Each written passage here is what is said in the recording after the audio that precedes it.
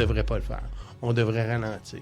On n'a jamais pensé que ça allait créer les problèmes que ça a créé aujourd'hui. C'est le Far West. Ça va détruire le tissu social.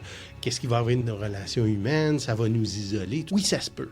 Mais je ne suis pas psychologue, psychiatre, travailleur social. Je suis ingénieur. Coudon, on est-tu en train d'euthanasier notre métier? Farid Maire. Farid Maire. CTO. Ingénieur, auteur du livre AI Mindset. Mentor, conférencier. La nature humaine, c'est je peux y aller, je vais aller voir qu'est-ce qu'il y a là-dedans, avec le bon et le mauvais. Tu n'as pas besoin de comprendre comment l'intelligence artificielle fonctionne. Claude va être capable de produire Claude version 2, qui va produire Claude version 3, etc. C'est pour ça qu'il court très, très, très, très vite et fort dans cette direction-là. Il faut y aller le plus vite possible, être les premiers à arriver, parce que si tu trouves la solution à une intelligence artificielle qui va être aussi intelligente qu'un humain et qui est capable de s'auto-améliorer, ben tu viens de régler par ça tous les problèmes de la Terre. On a un problème de changement climatique, on va mettre 1 million d'agents d'intelligence artificielle pour trouver une solution pour ça. Je vais même aller plus loin. Si tu veux t'en servir comme il faut, c'est une vérité inconfortable sur l'intelligence artificielle. Ça va changer le monde, toutes les activités, mais moins vite qu'on pense. Il y a beaucoup de gens qui disent « on ne devrait pas le faire, on devrait ralentir, c'était mieux avant ». Je ne l'interprète pas du tout d'une manière en me disant « ça va devenir mon ami, puis je vais devenir dépendant de... » Non, c'est juste... Je dis, si tu veux t'en servir comme il faut que tu l'anthropomorphises. Mais ça semble rendre plusieurs personnes inconfortables parce qu'ils se disent, ben là, où est-ce qu'on va être?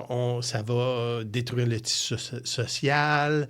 Qu'est-ce qui va arriver de nos relations humaines? Ça va nous isoler, tout ça. Oui, ça se peut. Mais je ne suis pas psychologue, psychiatre, travailleur social. Je suis ingénieur. Fait que, c'est pour ça que je te dis, tout ce que je dis, il faut que tu l'interprètes avec les lunettes de... Tu as un nouveau marteau. Ton marteau, il te permet de faire 3 choses que tu ne pouvais pas faire avant. Il te permet de comprendre et de produire du texte, comprendre, produire du son, comprendre, produire des images. Mais c'est phénoménal pour un gars d'informatique comme moi. Parce que avant 2010, c'était impossible. C'était immensément difficile, puis les résultats n'étaient vraiment pas bons. C'est vraiment poche. Ce nouvel outil-là, ce nouveau marteau que j'ai comme ingénieur, c'est un marteau qui me permet d'aller explorer toute une série de solutions informatiques que je pouvais pas réaliser avant. Fait que ça... C'est pour ça que je suis super excité à utiliser l'intelligence artificielle. Mais je comprends que ça peut être de la même manière que les réseaux sociaux. Quand ils ont été créés, ils n'ont pas été créés pour diviser les gens. Ils n'ont pas été créés... Je veux dire, on est assez vieux pour se souvenir quand on a créé l'Internet.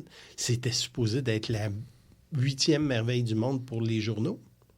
Ça permettrait aux journaux de distribuer plus facilement. On n'a jamais pensé que ça allait créer les problèmes que ça a créés aujourd'hui. Est-ce que le fait que ça a créé des problèmes, on n'aurait pas dû créer l'Internet? Ma réponse, c'est non. Tu sais, on a découvert cette affaire-là.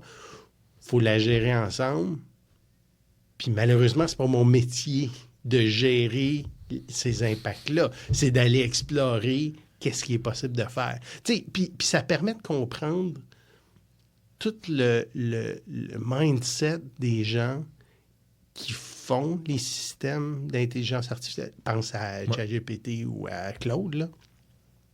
Ces gens-là sont en train d'explorer. C'est le Far West. Vraiment. Ils arrivent en quelque part, il y a un grand champ, puis là, ils sont capables d'aller explorer ce grand champ-là. Ils vont partir, puis ils vont aller l'explorer.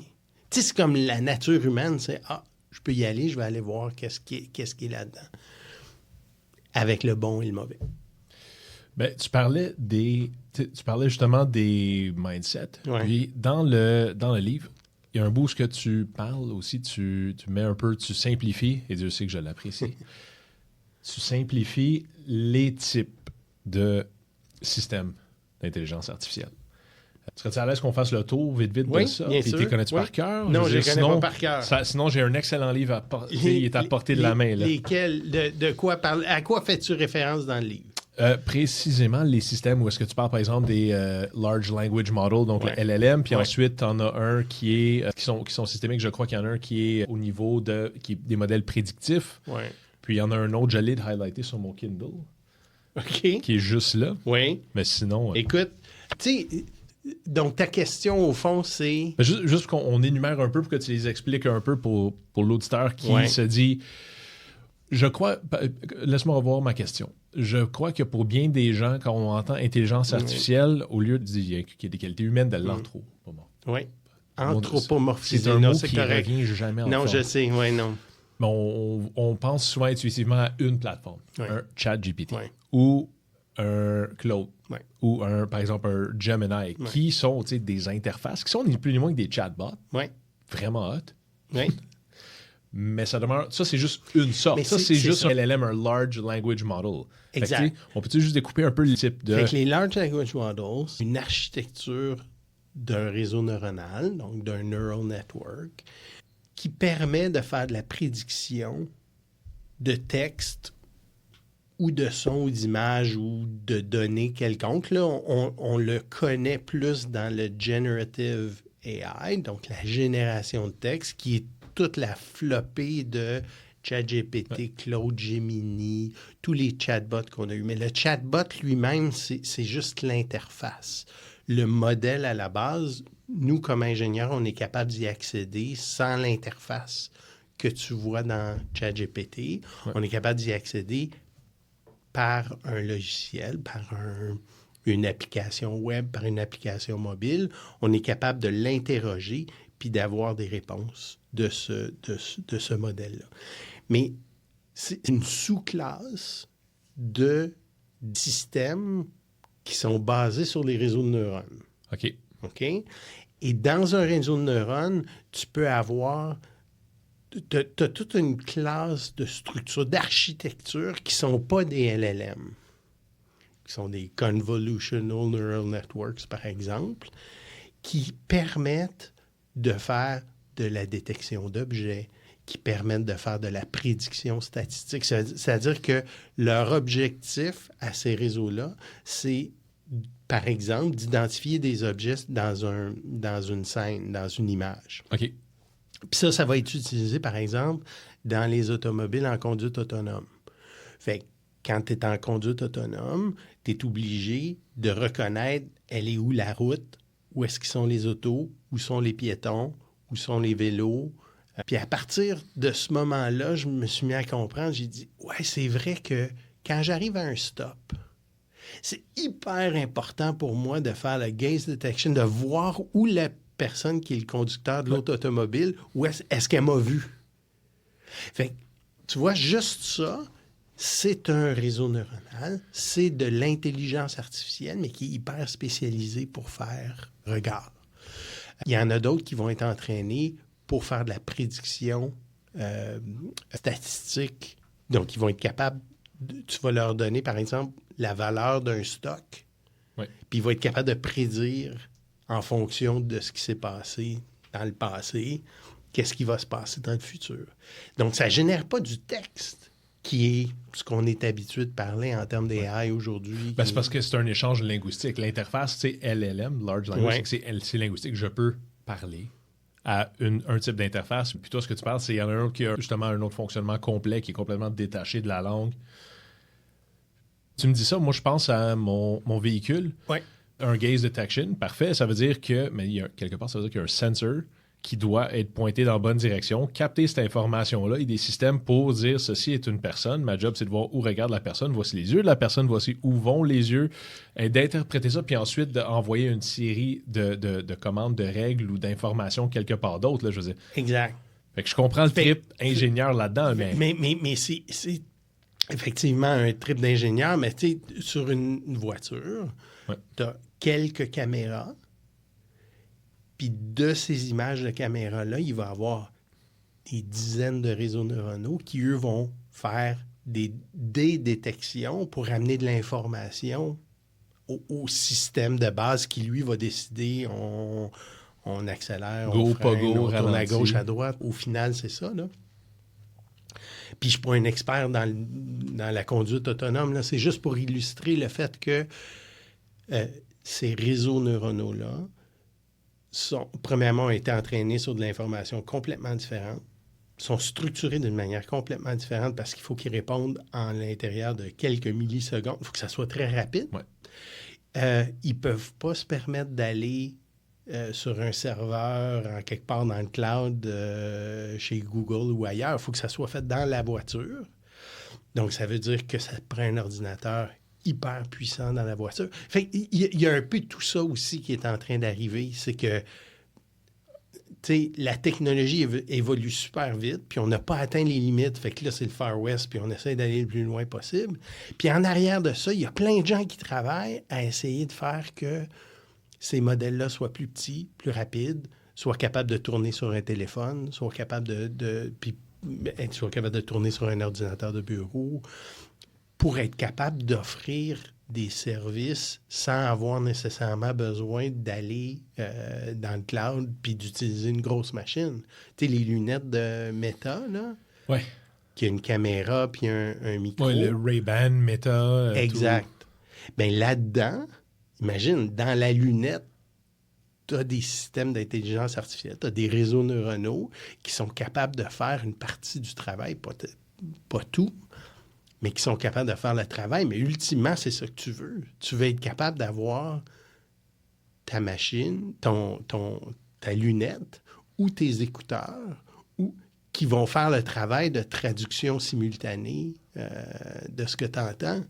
Fait que c'est pour ça que ce qui est le fun avec les LLM, ça a rendu l'utilisation, ça a démocratisé l'utilisation de l'intelligence artificielle des réseaux neuronaux qui étaient utilisés depuis une quinzaine d'années avant, mais ça prenait des gros ordinateurs, c'était compliqué, il fallait programmer. Là, l'interface est trop simple. C'est une boîte de texte avec un petit curseur qui blinque, puis tu peux écrire n'importe quoi. Ça a l'air magique. Et ça a l'avantage de faire que n'importe qui est capable d'aller devant, poser une question, avoir une conversation, amener un texte, lui demander de faire le sommaire. Tu sais, tout ce qu'on a vécu vient du fait que ça a rendu l'interface tellement plus simple. Ouais. Mais c'est pas juste ça, l'intelligence artificielle. Par contre, le livre lui-même, AI Mindset, est beaucoup generative AI. Ouais. Et beaucoup les exemples que j'utilise, les mindsets que je mets dedans sont vraiment focusés sur le generative AI parce que c'est ce que la majorité des gens utilisent. Je pense que c'est ce qui permet d'ouvrir le chemin. À un moment donné, c'est le familier. La langue fonctionne parce que c'est quelque chose que tout le monde maîtrise à sa façon. Exactement. Ça fait peut-être, mettons, une dizaine d'années que je fais des conférences puis que je parle d'intelligence artificielle. Il y a une dizaine d'années, 2015-2016, dans mes conférences, j'étais obligé d'expliquer c'est quoi un Convolutional Neural Network à un niveau très, très élevé, comment on fait de l'entraînement, comment on fait... Parce que j'avais pas d'autres moyens d'illustrer les concepts, j'avais pas d'autres moyens d'illustrer l'intelligence artificielle, puis j'avais besoin de rentrer dans la mécanique. Ouais. Ben, la maturité de l'auditoire, même les gens relativement techno, n'étaient pas où c'est aujourd'hui. Non, mais je pense que on arrive à un point où, un peu comme tu es capable de conduire une auto sans comprendre même comment la voiture fonctionne. Là. Mais honnêtement, j'en ai croisé ce matin même, des gens qui répondent exactement à ce profil-là. Effectivement. Puis l'autre chose, c'est pas parce que tu as un permis de conduire que tu es un bon conducteur. Tu sais, il faut faire la différence entre les deux, mais si on revient à cette affaire de tu n'as pas besoin de comprendre comment un moteur à combustion fonctionne pour conduire une voiture. Tu n'as pas besoin de comprendre comment l'intelligence artificielle fonctionne ou les réseaux neuronaux ou le machine learning ou le deep learning fonctionne pour être capable d'utiliser des systèmes qui, eux, bénéficient de cette nouvelle technologie-là. De la même manière que tu peux aller sur Internet et avoir aucune espèce d'idée comment fonctionne un DNS, un Domain Name Server, puis comment, quand tu écris www.amazon.com, tu es capable de te rendre au site web. C'est une merveille de la technologie. Quand tu connais ça d'un point de vue ingénieur, c'est impressionnant ce qu'on est capable de faire. Mais... Et juste, depuis, comment je pourrais dire, puis le fait que c'est carrément pris pour acquis parce que c'est devenu normal. Là. C'est juste normal. Tu ouvres un petit gadget et puis tu as accès à toute l'information du monde. Et c'est pour ça aussi la même logique que l'horoscope a fait augmenter les ventes des journaux. Quand ils ont lancé ça il y a 100 ans peut-être, parce que c'est la première fois que les gens étaient dans le journal. Ah. L'horoscope, c'est « It's always about me ». What does it mean for me? What does it do for me? Et puis, j'ai vraiment apprécié en lisant ton livre. J'étais comme, wow, c'est vraiment écrit pour le lecteur. Ah, merci. Et non pour l'auteur. Puis j'ai trouvé ça cool. Ah. Puis C'est comme dans une photo de groupe. Tu sais comment, comment faire, savoir si une photo de groupe est bonne ou pas? Si t'es bon dans la photo de groupe, la photo est bonne. Si t'es pas bon dans la photo de groupe, la photo est pas bonne. Donc, si t'as 20 personnes sur une photo, tu vas avoir 20 opinions différentes. Parce que, je m'aime pas, j'ai fermé les yeux, tout ça. Mais les 19 autres peuvent être parfaits, mais si toi, t'es pas bon, ton feeling sur la photo va être négatif.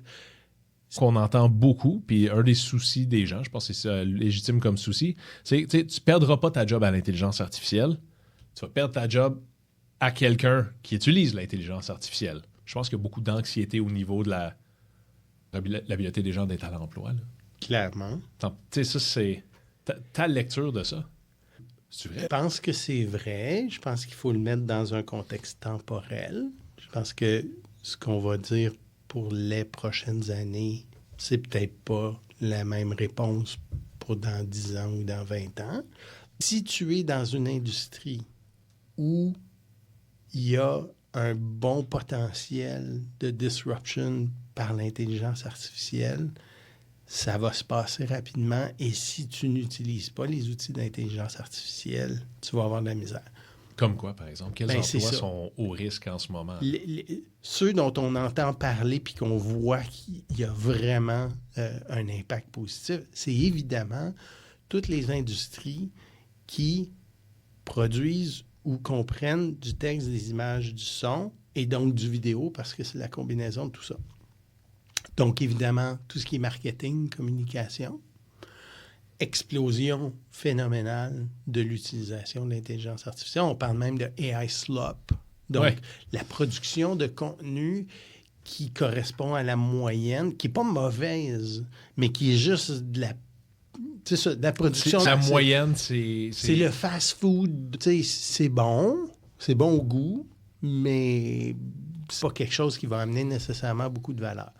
Donc, on a beaucoup ça, marketing, communication. On entend beaucoup parler au niveau service à la clientèle. Donc, encore là, j'ai des gens qui me posent des questions, puis je dois répondre. Souvent, les questions ne sont pas vraiment très complexes. C'est assez facile de répondre, mais il faut être capable de comprendre la question. Et donc, on n'était pas capable de faire ça comme il faut avant. Maintenant, on est capable de très, très bien le faire. Évidemment, tout ce qui est scientifique, donc physique, chimie, astrophysique, mathématiques, tout ça, c'est vraiment des domaines qui sont en train de se faire révolutionner. Et évidemment, en top de la liste, ingénieurs informatiques, software developer, là, des développeurs logiciels. Puis je veux m'en servir comme exemple. C'est pour ça que je l'ai mis à la fin, mais dans le fond, c'est le premier. C'est quand même spécial qu'il y a 5 ans, l'affaire la plus en demande, c'était des développeurs. Puis à un moment donné, ils ont commencé à réaliser que, coudonc, on est en train d'euthanasier notre métier, là? Oui, pire que ça, chez Meta, chez Facebook, ils ont annoncé il y a une semaine ou deux que l'entreprise allait monitorer les clics de ses employés dans leur écran pour entraîner des modèles d'intelligence artificielle pour pouvoir comprendre qu'est-ce qui est à l'écran d'un ordinateur ou cliquer, tout ça. Et Meta est en train de faire ça. Il y a un énorme pushback de la part des employés en disant « Vous êtes en train de nous utiliser pour qu'on n'ait plus de job. » Mais eux, ils l'ont direct d'en face. Là. Je vais même aller plus loin. Les gens qui travaillent, les développeurs logiciels qui travaillent chez Anthropic, qui fait Claude, chez Google, qui fait Gemini, chez ChatGPT, chez OpenAI, qui fait ChatGPT, et les autres, sont en train de travailler très, très, très, très fort pour que le système d'intelligence artificielle, mettons Claude chez Anthropic, soit capable d'être assez bon pour faire du développement logiciel, pour qu'il développe lui-même le code de Claude. Et donc, Claude va être capable de produire Claude version 2, qui va produire Claude version 3, etc. Et c'est cette boucle-là. Puis c'est pour ça qu'il court très, très, très, très vite et fort dans cette direction-là. C'est que Eric Schmidt de Google, L'ancien PDG de Google, appelle ça le San Francisco Consensus. Le consensus de San Francisco. C'est quoi? C'est si tu prends n'importe qui que tu croises dans la rue à San Francisco, étant donné que la plupart des gens à San Francisco sont des gens en technologie et travaillent sur de l'intelligence artificielle parce qu'aujourd'hui, c'est ça qui est sexy puis c'est ça qui se passe à San Francisco. Quand tu dis à quelle vitesse il faut développer l'intelligence artificielle, ils disent qu'il faut y aller le plus vite possible, être les premiers à arriver, parce que si tu trouves la solution à une intelligence artificielle qui va être aussi intelligente qu'un humain et qui est capable de s'auto-améliorer, bien, tu viens de régler par ça tous les problèmes de la Terre. Je te dis pas que je suis d'accord, mais je te dis que c'est ça l'image qu'il faut avoir en tête des gens qui travaillent chez Anthropic, etc. C'est, si je règle le problème de l'intelligence artificielle générale, je vais être capable d'avoir un système qui va être capable de faire de la recherche de médicaments et trouver des médicaments pour le cancer, pour les maladies, toutes les maladies. On a un problème de changement climatique, on va mettre 1 million d'agents d'intelligence artificielle pour trouver une solution pour ça. Le point, c'est, si tu es capable de faire que ça, c'est bon, bien, à partir de ce moment-là, tu viens de régler tous les autres problèmes parce que tu es capable, finalement, d'avoir une intelligence infinie. Donc, nous, comme développeurs logiciels, on est en train de développer les systèmes qui vont faire que tu n'as plus besoin d'être un développeur logiciel parce que ça va être une machine qui va le faire. On est littéralement les premiers, là, dans cette direction-là. Et c'est hyper intéressant, puis je pense que je vais le faire de plus en plus, de dresser un parallèle entre ce qui s'est passé en développement logiciel, parce que je l'ai vu puis je le vis, et n'importe quel autre métier. Parce que je pense que ça va suivre la même direction. Une vérité inconfortable sur l'intelligence artificielle. Ça va changer le monde, toutes les activités, mais moins vite qu'on pense. Qu'est-ce qui s'est passé en développement logiciel? On a développé des systèmes prédictifs, des LLM par exemple, là, mais aussi d'autres. Et on est venu les intégrer à nos environnements de développement. Donc, on avait des systèmes d'intelligence artificielle qui nous permettent d'être plus productifs. Fait que quand tu écris un bout de code, la machine va être capable de te proposer la fin de ce que tu as commencé à écrire. Un genre de... L'équivalent du autocomplete. L'équivalent du autocomplete. Mais au lieu de faire du autocomplete sur une phrase, elle va te produire tout un texte qui est du code. Je pense que tu es en train de faire une fonction qui va faire du sorting. Bien, regarde, en voici une version. Puis là, j'aime pas celle-là. Next. Tab, puis il va t'en proposer une autre parce que lui, il est capable de t'en générer un nombre infini. Ça, c'est comme la première vague. Donc, c'est un outil qui te permet d'être plus productif. Personal productivity. La deuxième étape, ça a été de dire, non, là, j'ai un ChatGPT, si tu veux, qui est dans mon outil de développement. Je suis capable de lui parler, puis de lui dire, « Hey, j'aimerais ça faire une fonction qui va faire telle chose. » Et lui va te produire le code. Donc, le code, tu le vois à la fin, mais tu n'écris plus le code. Tu laisses la machine écrire le code. On est là, aujourd'hui, beaucoup. La prochaine étape, qui est vraiment difficile à atteindre, mais qui s'en vient, c'est de dire, je ne regarde même plus mon code. je parle à un engin, ChatGPT, là, par exemple. Je parle à ChatGPT. Je lui dis, j'aimerais ça faire une application qui va me permettre d'éditer telle chose. Il va te produire le logiciel. Puis tu ne regardes même pas le code. Si ça ne fonctionne pas comme tu veux, ta seule interface, c'est ChatGPT. Tu n'as même plus besoin de regarder le code. Tu as un interlocuteur, tu as un gestionnaire de projet, finalement, à qui, tu sais, façon de parler, exactement. tu transformes en project lead, whatever. Peux-tu le faire? En fait, c'est que tu as une petite équipe à toi qui peut être un gestionnaire de produits, un testeur, un designer, un développeur logiciel, un développeur senior qui va réviser ce que tu as fait, un autre qui va regarder tout le côté sécurité, un autre qui va regarder. Donc, tu as un paquet de mini-experts comme ça, puis ils sont en train de développer ces expertises-là là, dans les outils que nous, on utilise, pour que, justement, ils soient capables de reproduire une mini-équipe, mais tout avec des outils d'intelligence artificielle.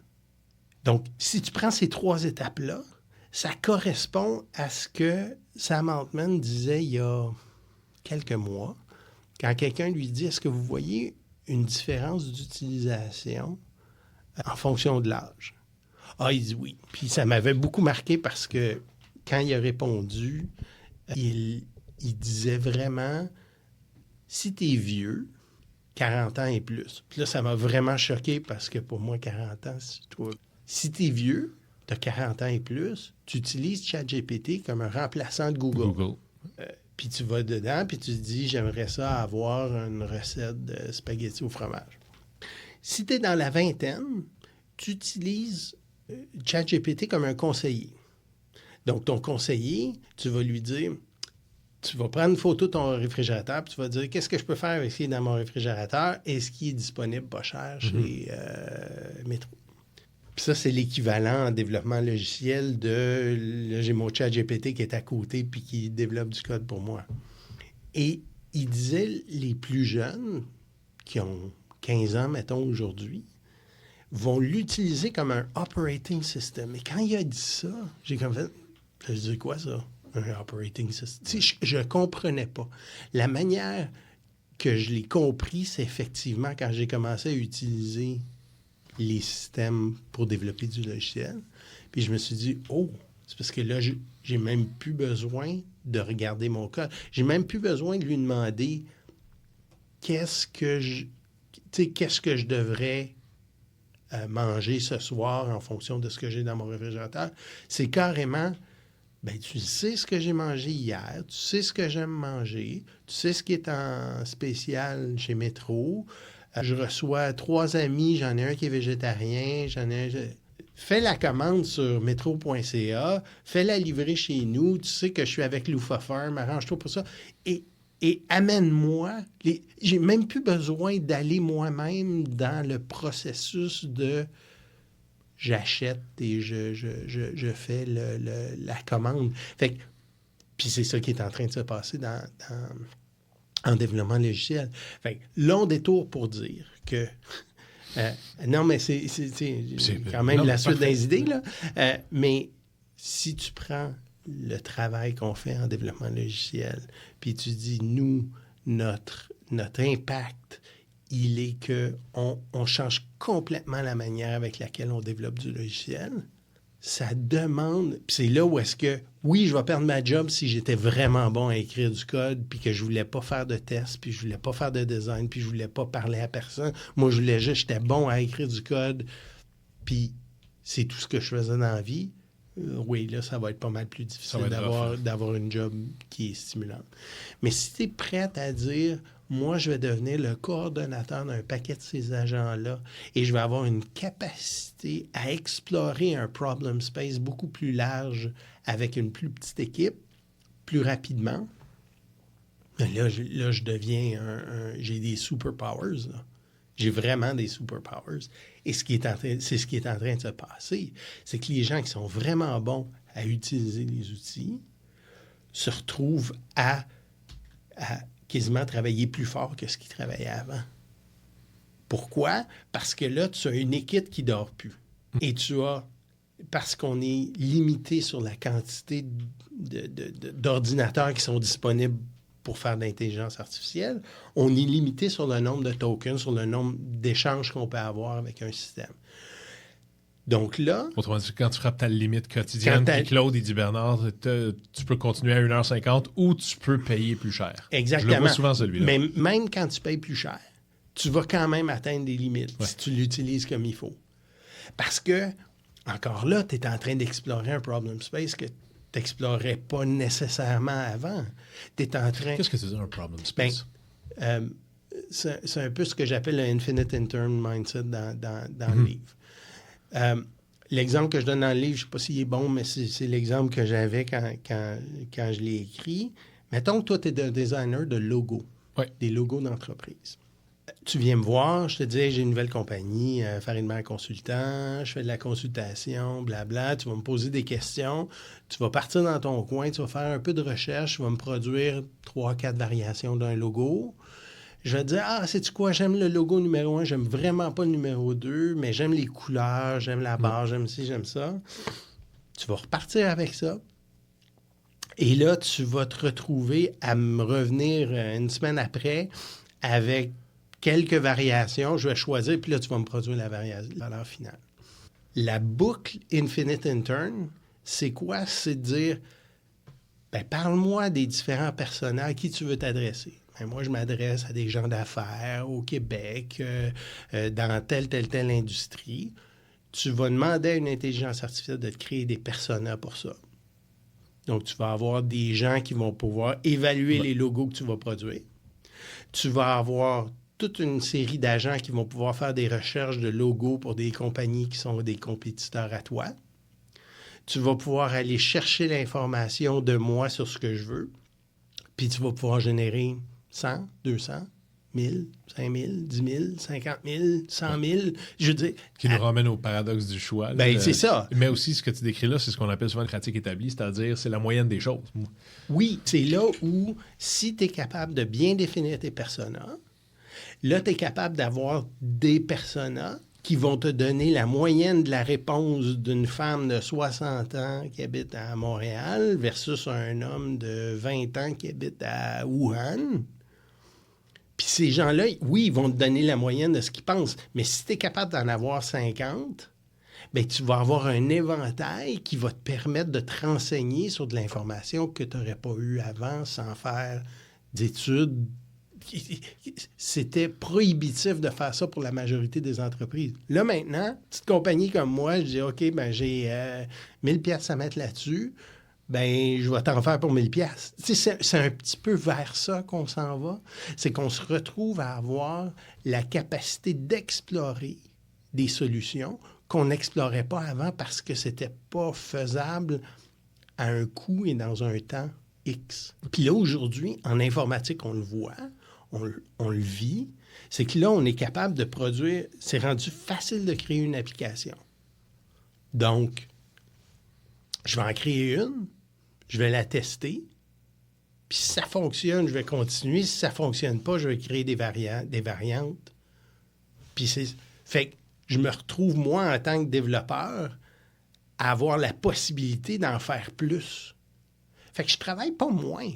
C'est juste j'explore plus. À chaque technologie qui sauve du temps, je trouve. Productif s'ils sont dans un domaine plus technique, parce que la personne qui va être devant ou la compagnie qui va être devant elle va avoir accès à explorer des solutions et arriver ultimement avec une solution, un service qui est de bien meilleure qualité que ce qui aurait pu être fait avant. Maintenant, socialement, est-ce que c'est bon? Tu sais, je vais pas là. Moi, je fais juste dire, j'ai un nouveau marteau, là, puis mon marteau, ce que je vois aujourd'hui en informatique, c'est pas que ça va réduire le nombre de développeurs logiciels, c'est que ça va permettre à plus de gens de développer du logiciel. Right? Bernard, tu es capable de développer du logiciel aujourd'hui. Le problème, c'est que tu vas probablement arriver à un point où tu vas dire « ça m'intéresse pas ». Plein de gens comme ça qui me disent « c'est super le fun ton affaire, là, mais moi, j'ai été en marketing parce que ça me tentait pas de faire de l'informatique.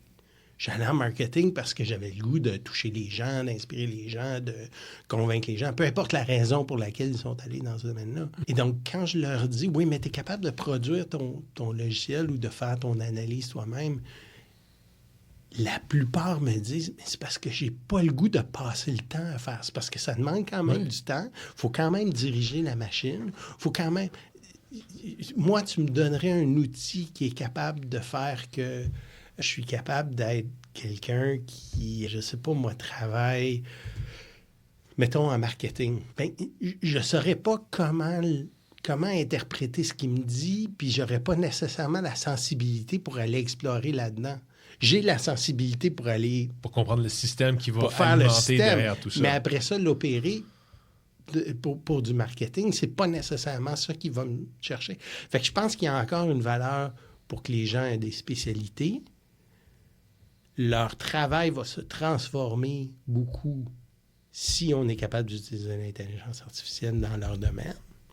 Et au moins à court terme, il va y avoir beaucoup de travail à faire parce que tu es capable d'aller faire plus en moins de temps.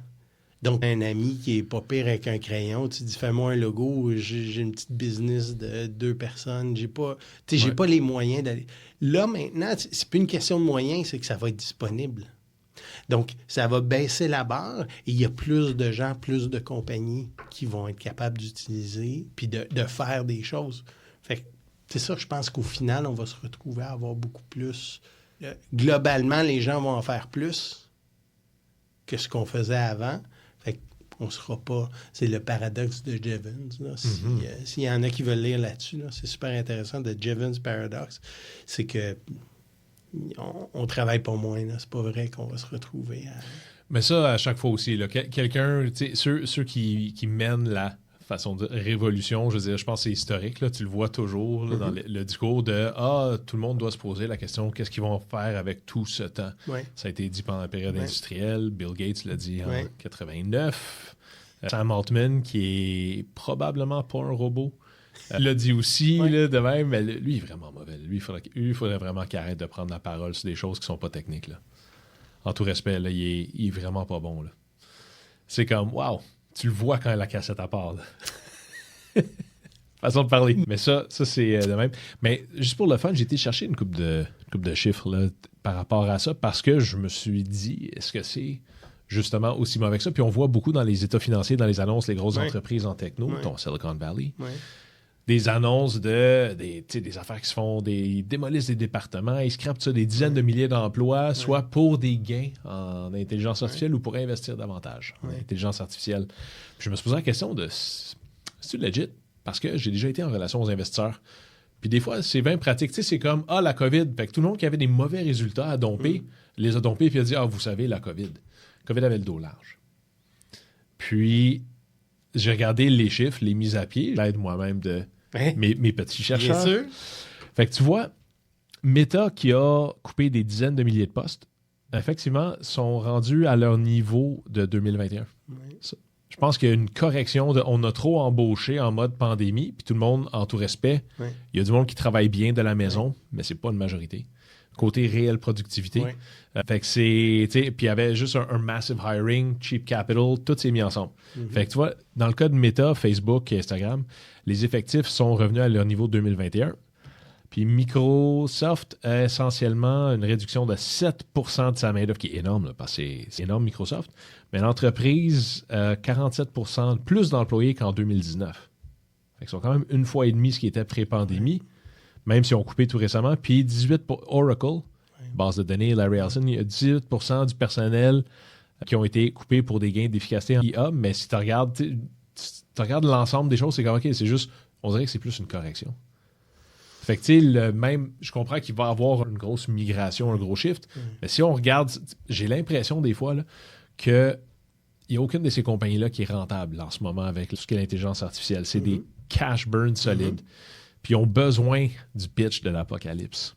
Clairement. Ils ont besoin de ceci va tout changer forever pour pouvoir continuer à justifier un investissement qui est potentiellement irrationnel. Purement si on regarde les chiffres. Là. Je serais curieux de t'entendre un peu là-dessus. Là, Et bon, évidemment, c'est pas ma spécialité. Tu sais, puis je suis comme toi, je lis beaucoup, puis on voit les chiffres. Je pense que l'impact de l'intelligence artificielle dans le monde réel se fait attendre.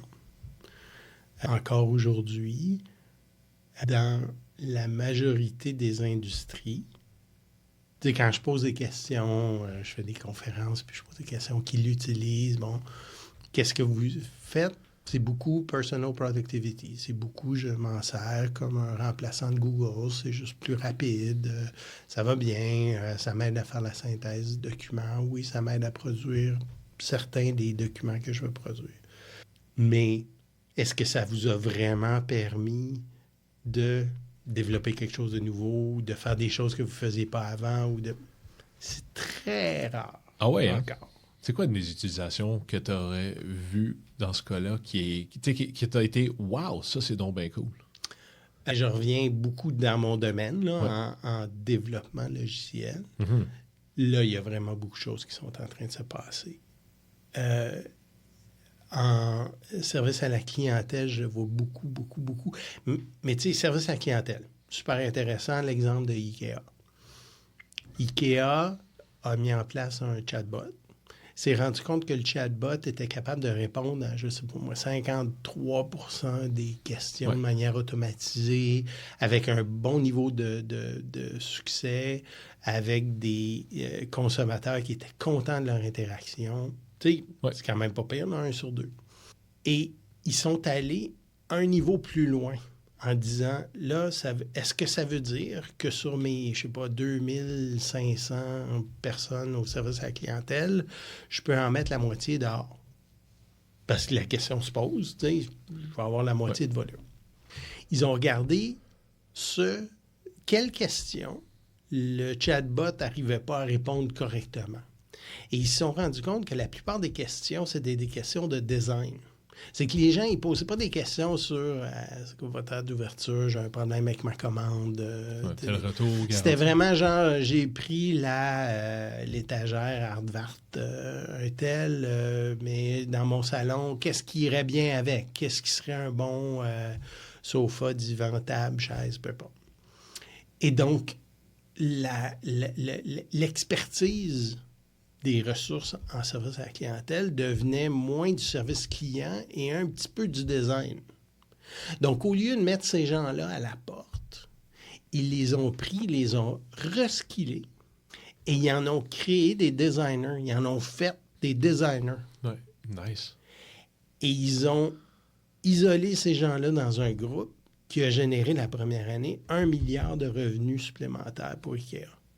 Est-ce que c'est beaucoup ou pas dans le contexte d'IKEA? Je ne sais pas. Mais le chiffre en absolu, pour moi, J'allais dire, est vraiment bon. même quand t'es gros, Me comme semble. Ikea, 1 milliard, ça passe pas inaperçu. Et c'est le genre de nouvelle que quand je l'ai lu, j'ai dit non, c'est pas vrai, il faut que j'aille voir. J'ai effectivement trouvé le case study autour de ça. Maintenant, est-ce que c'est répétable? Est-ce que c'est juste 1 an? Est-ce que c'était... Tu sais, là, il y a un paquet d'autres questions qu'il faut se poser. Mais le point, c'est il y a définitivement des gens qui étaient au service à la clientèle qui n'ont pas été capables de se reskiller et qui, eux, vont avoir beaucoup de misère et potentiellement pourraient perdre leur job à cause de l'intelligence artificielle. Mais aujourd'hui, là, des gens qui vraiment, leur travail de 9 h le matin à 5 h le soir peut être complètement automatisé par un système d'intelligence artificielle, je ne dis pas que c'est pas possible de le faire, mais d'un point de vue informatique, c'est souvent beaucoup de travail. Tu le sais, tu as travaillé dans la même industrie que moi. Entre faire un prototype et arriver à mettre quelque chose en production qui fonctionne tout le temps, dans tous les cas, qui est capable d'avoir des bénéfices mesurables, répétables, à long terme pour te permettre, en tant qu'employeur, de dire « OK, là, je suis capable de remplacer X nombre de personnes dans mes équipes », où il se passe plusieurs mois, voire années, avant que ça soit possible.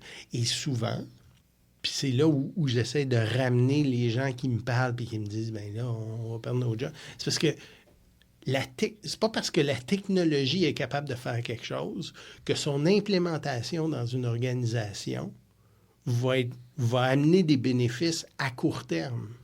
Le iPhone existe depuis 2007. C'est une révolution. Ça a pris plusieurs années avant qu'on arrive à avoir les différentes applications qui fonctionnent et la batterie qui est suffisante et le réseau 3G, 4G, 5G qui nous permet d'avoir de la mobilité puis des données partout. Ça fait pas très, très longtemps qu'on est capable d'avoir un niveau d'autonomie puis de dire « je suis capable de tout faire sur mon téléphone, j'ai plus besoin d'ordinateur ». La promesse était là en 2007. Juste, la promesse était là en 2000 quand on a commencé à avoir des BlackBerry. Mais c'est pas parce que la promesse est là que l'implémentation va se faire facilement, rapidement. Je te donne un autre exemple. Dans un domaine qui est réglementé, celui de la santé. Tu es capable de faire beaucoup avec l'intelligence artificielle. C'est un des domaines, quand tu parlais tantôt de la reconnaissance de l'objet, je pense aux radiologues, puis à tout ça, là, c'est... Absolument. Mais c'est pas parce que tu es capable de remplacer une tâche d'un radiologiste à un certain moment donné que tu es capable de dire « j'ai plus besoin de radiologiste ». Et après ça, tu as le côté réglementaire dans tout ça. C'est que c'est un domaine qui est hyper réglementé. Puis effectivement, en tant que patient, je préfère qu'on adopte la technologie peut-être moins rapidement dans ce domaine-là parce que les conséquences d'une erreur sont beaucoup plus grandes que celles en informatique. Par exemple, quand je fais un logiciel, j'ai un système d'intelligence artificielle qui va m'aider à produire du code. Si le code ne marche pas, ben au pire, je recommence. T'sais, on peut faire des bugs comme ça. Personne ne va mourir quand je suis en train de développer le logiciel si je fais une erreur.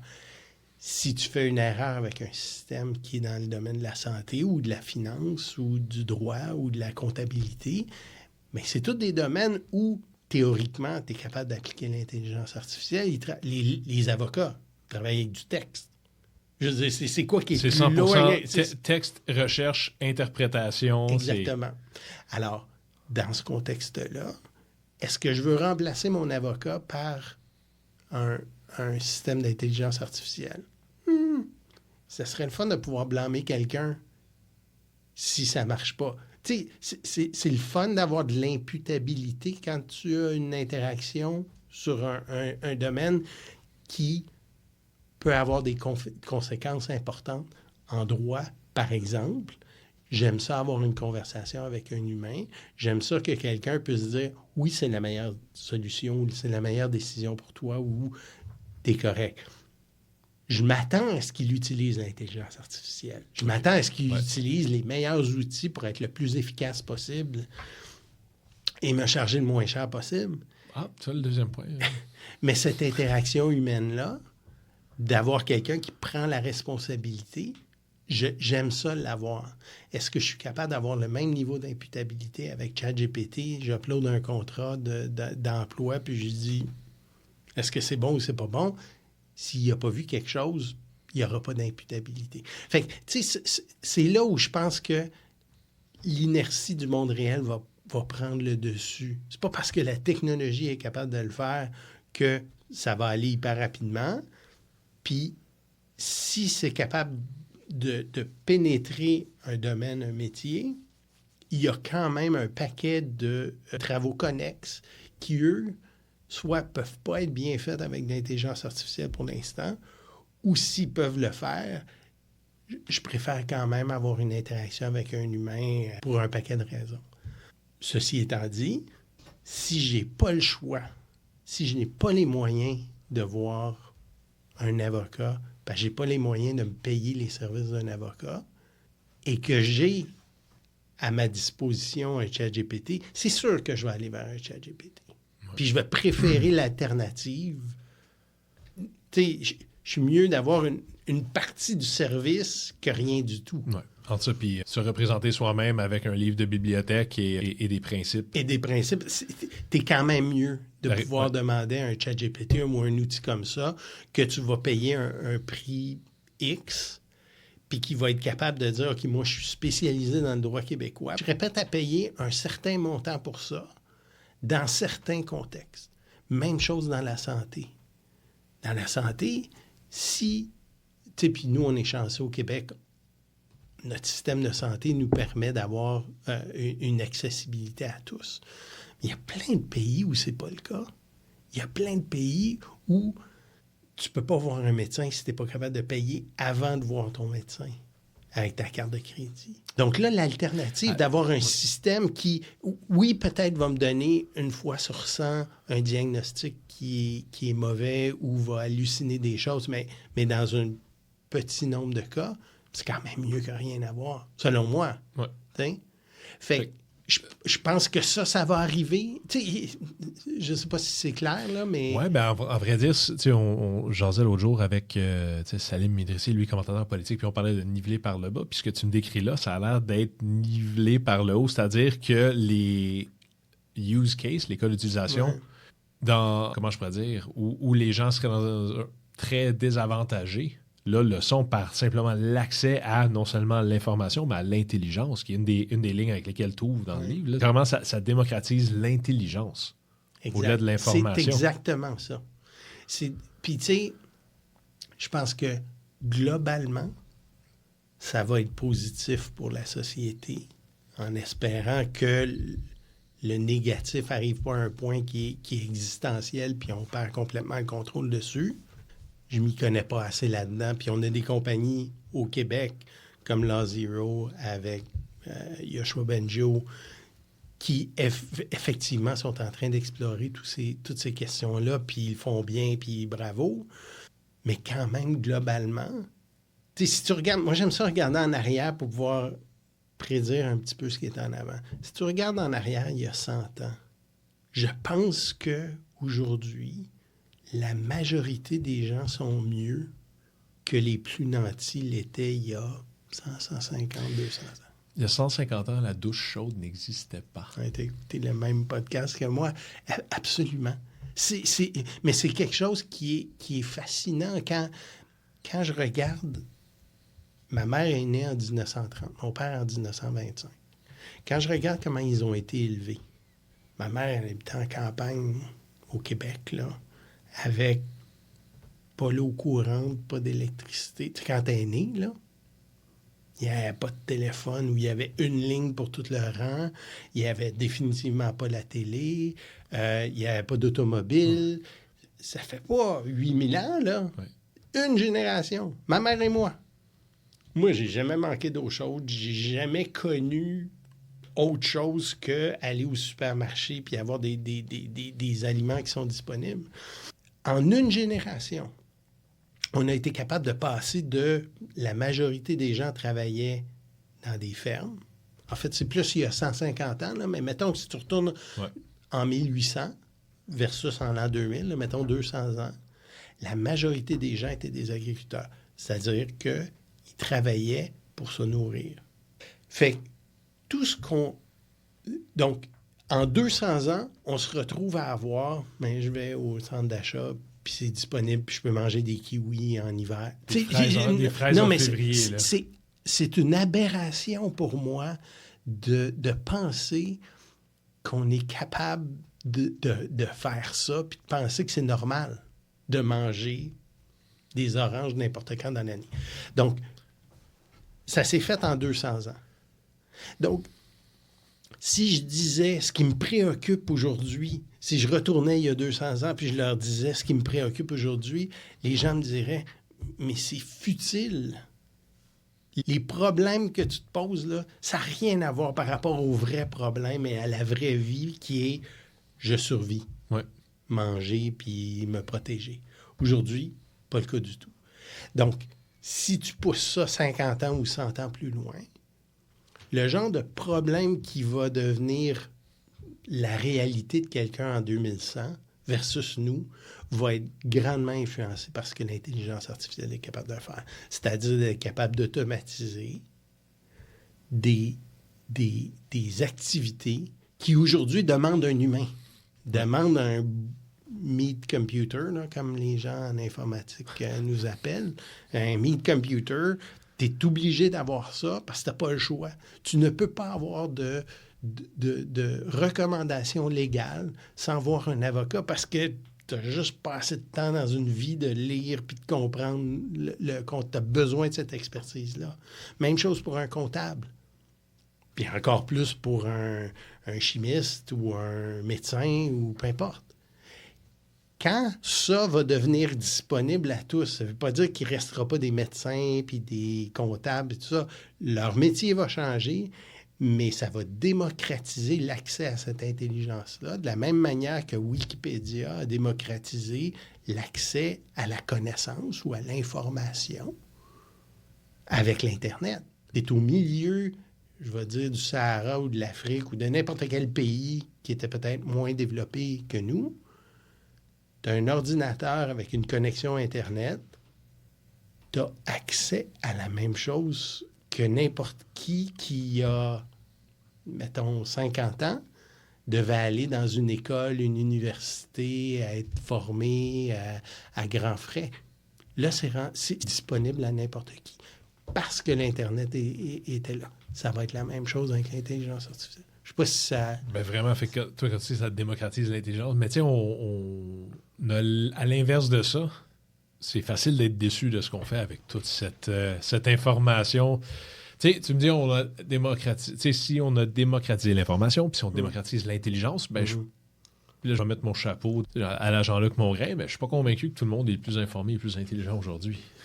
Je suis d'accord. De la même manière que ça ne veut pas dire que parce qu'on est capable d'avoir accès à de l'alimentation plus facilement qu'il y a 200 ans, si je refais mon parallèle avec l'agriculture, ça ne veut pas dire qu'on mange mieux. Ouais. Alors que tout est là. Tout est là. L'information est là. On sait qu'est-ce qui est bon et pas bon pour nous. On sait que c'est pas bon de rester statique, c'est bon de faire de l'exercice, c'est bon. On le sait, l'information est connue. Ça ne veut pas dire qu'on le fait. Donc, c'est pas parce que je vais avoir accès à l'intelligence de manière beaucoup plus facile Immédiate, ben oui. et immédiate que je vais me retrouver à avoir l'humain en général qui va être plus intelligent. Je sais pas si ça fait du sens, non, là, vraiment. mais... Le principe de, oui, je le sais que ça va me tuer, mais j'aime ça fumer, ou boire, ou la c'est crème plus glacée, facile, ou c'est... peu importe. Peu Là, importe. Puis- donc, c'est pas l'information qui manque. Là, Non. Et donc, l'exemple que j'utilise, puis encore là, je ne suis pas connu pour mes exemples, là, mais aujourd'hui, si tu veux aller au Japon, puis tu sors de Tokyo, Kyoto, les grandes villes, la plupart des gens parlent japonais, très peu anglais. Si tu veux avoir une conversation avec eux, tu peux commencer à faire du Google Translate, là. Mais si tu veux vraiment aller t'établir là-bas, il faut que tu apprennes la langue. Il faut que tu apprennes une deuxième langue. C'est de la job d'apprendre une deuxième langue, japonais ou autre. Si dans 5 ans, 10 ans, je suis capable d'avoir mes headphones ou mes lunettes qui vont faire de la traduction simultanée de ce que j'entends. Donc, tu me parles en japonais, je t'entends en français. Je te parle en français, tu m'entends en japonais. Avec peu de délai. Pourquoi j'apprendrais une nouvelle langue? Tu sais, là, la question se pose. Pourquoi j'apprendrais une nouvelle langue? Fait que si j'étais jeune, de 15 ans ou 10 ans ou 12 ans, puis je disais à l'école, il faut que tu apprennes à bien écrire le français. Mais là, pourquoi j'ai besoin de bien écrire le français? J'ai ChatGPT. Il faut que tu apprennes l'anglais parce que plein de gens parlent anglais. Pourquoi j'ai besoin? J'ai juste à demander à Google Translate. Là, on tombe ailleurs. C'est que là, tu n'es plus obligé pour vivre. C'est quelque chose qui va te permettre de développer ton cerveau. Ça, j'allais dire, là, tout ça ne me semble pas des purement positifs. Parce que tu dis démocratiser l'intelligence, mais une partie de ça que j'entends, c'est de déléguer l'intelligence. C'est que tu ne deviens pas le genre... C'est comme la personne qui va au gym à chaque jour. Continue, tu t'en vas à la même place que moi. Vas-y. Ben, la plus grosse, je crois, c'est selon le monde que je connais, mais le plus gros payoff d'être la personne qui va au gym à chaque jour, c'est que tu deviens le genre de personne qui fait ça et non, tu vas juste être en forme. Oui, tu vas être en forme. mais c'est que tu deviens le type de personne. Fait que là, si tu me dis, j'ai pas besoin de faire d'efforts de ci, j'ai pas besoin de développer ça, tu sais, on sait que dans le cerveau, la neuroplasticité, d'apprendre une nouvelle langue, ça ouvre une série de dimensions dans la tête, là, des neurones, je présume. Là. Puis, si on délègue toute l'intelligence, ça augure mal pour le cerveau. Là. Dans le livre, j'appelle ça « Train your brain like a muscle ». C'est un des mindsets. Bon, j'ai-tu de révéler que j'ai pas lu au complet le livre, là? Je suis rendu à moitié, là. Non, mais c'est ça. C'est plus loin que la moitié dans le livre. Mais effectivement, j'ai un des mindsets que j'ai mis dedans. Justement, en faisant cette réflexion-là, de dire « Mais pourquoi j'apprendrais des langues? Pourquoi j'apprendrais... » Et là, le parallèle, c'est évidemment... Moi, quand j'étais jeune, je connaissais les numéros de téléphone de tous mes amis, de tout le monde dans ma famille. Y en a-tu un que tu te rappelles qui vient à l'esprit live, là? 0. Ah, même pas un seul? Ah non, j'ai tout même oublié pas ça. ton premier crush, là, ou rien? Puis probablement que tu me le dirais, puis j'aurais tendance à dire, ça me dit quelque chose, ça. Okay. Tu sais, ça serait loin dans mon hard disk. Je pose la question. Mais à ce point, toi, c'est complètement... Il n'y a plus de fichier, là. Complètement évacué. Wow. J'ai de la misère à me rappeler le numéro de téléphone de ma femme. J'ai vraiment, là, des fois, je me dis, c'est ça ou ça? Parce que j'ai jamais à le composer. Fait que ça, c'est quelque chose qui a été comme documenté avec l'arrivée de Google. C'est le Google Brain. Ouais. Le Google Brain, c'est le fait que ton cerveau change parce qu'il y a de l'information que tu décides de ne plus retenir parce que tu sais que tu y as accès. Ouais. Ben, tu passes de l'information à l'intelligence, ça va être la même chose. Tu sais, encore là, quand j'étais jeune, les calculatrices arrivaient sur le marché.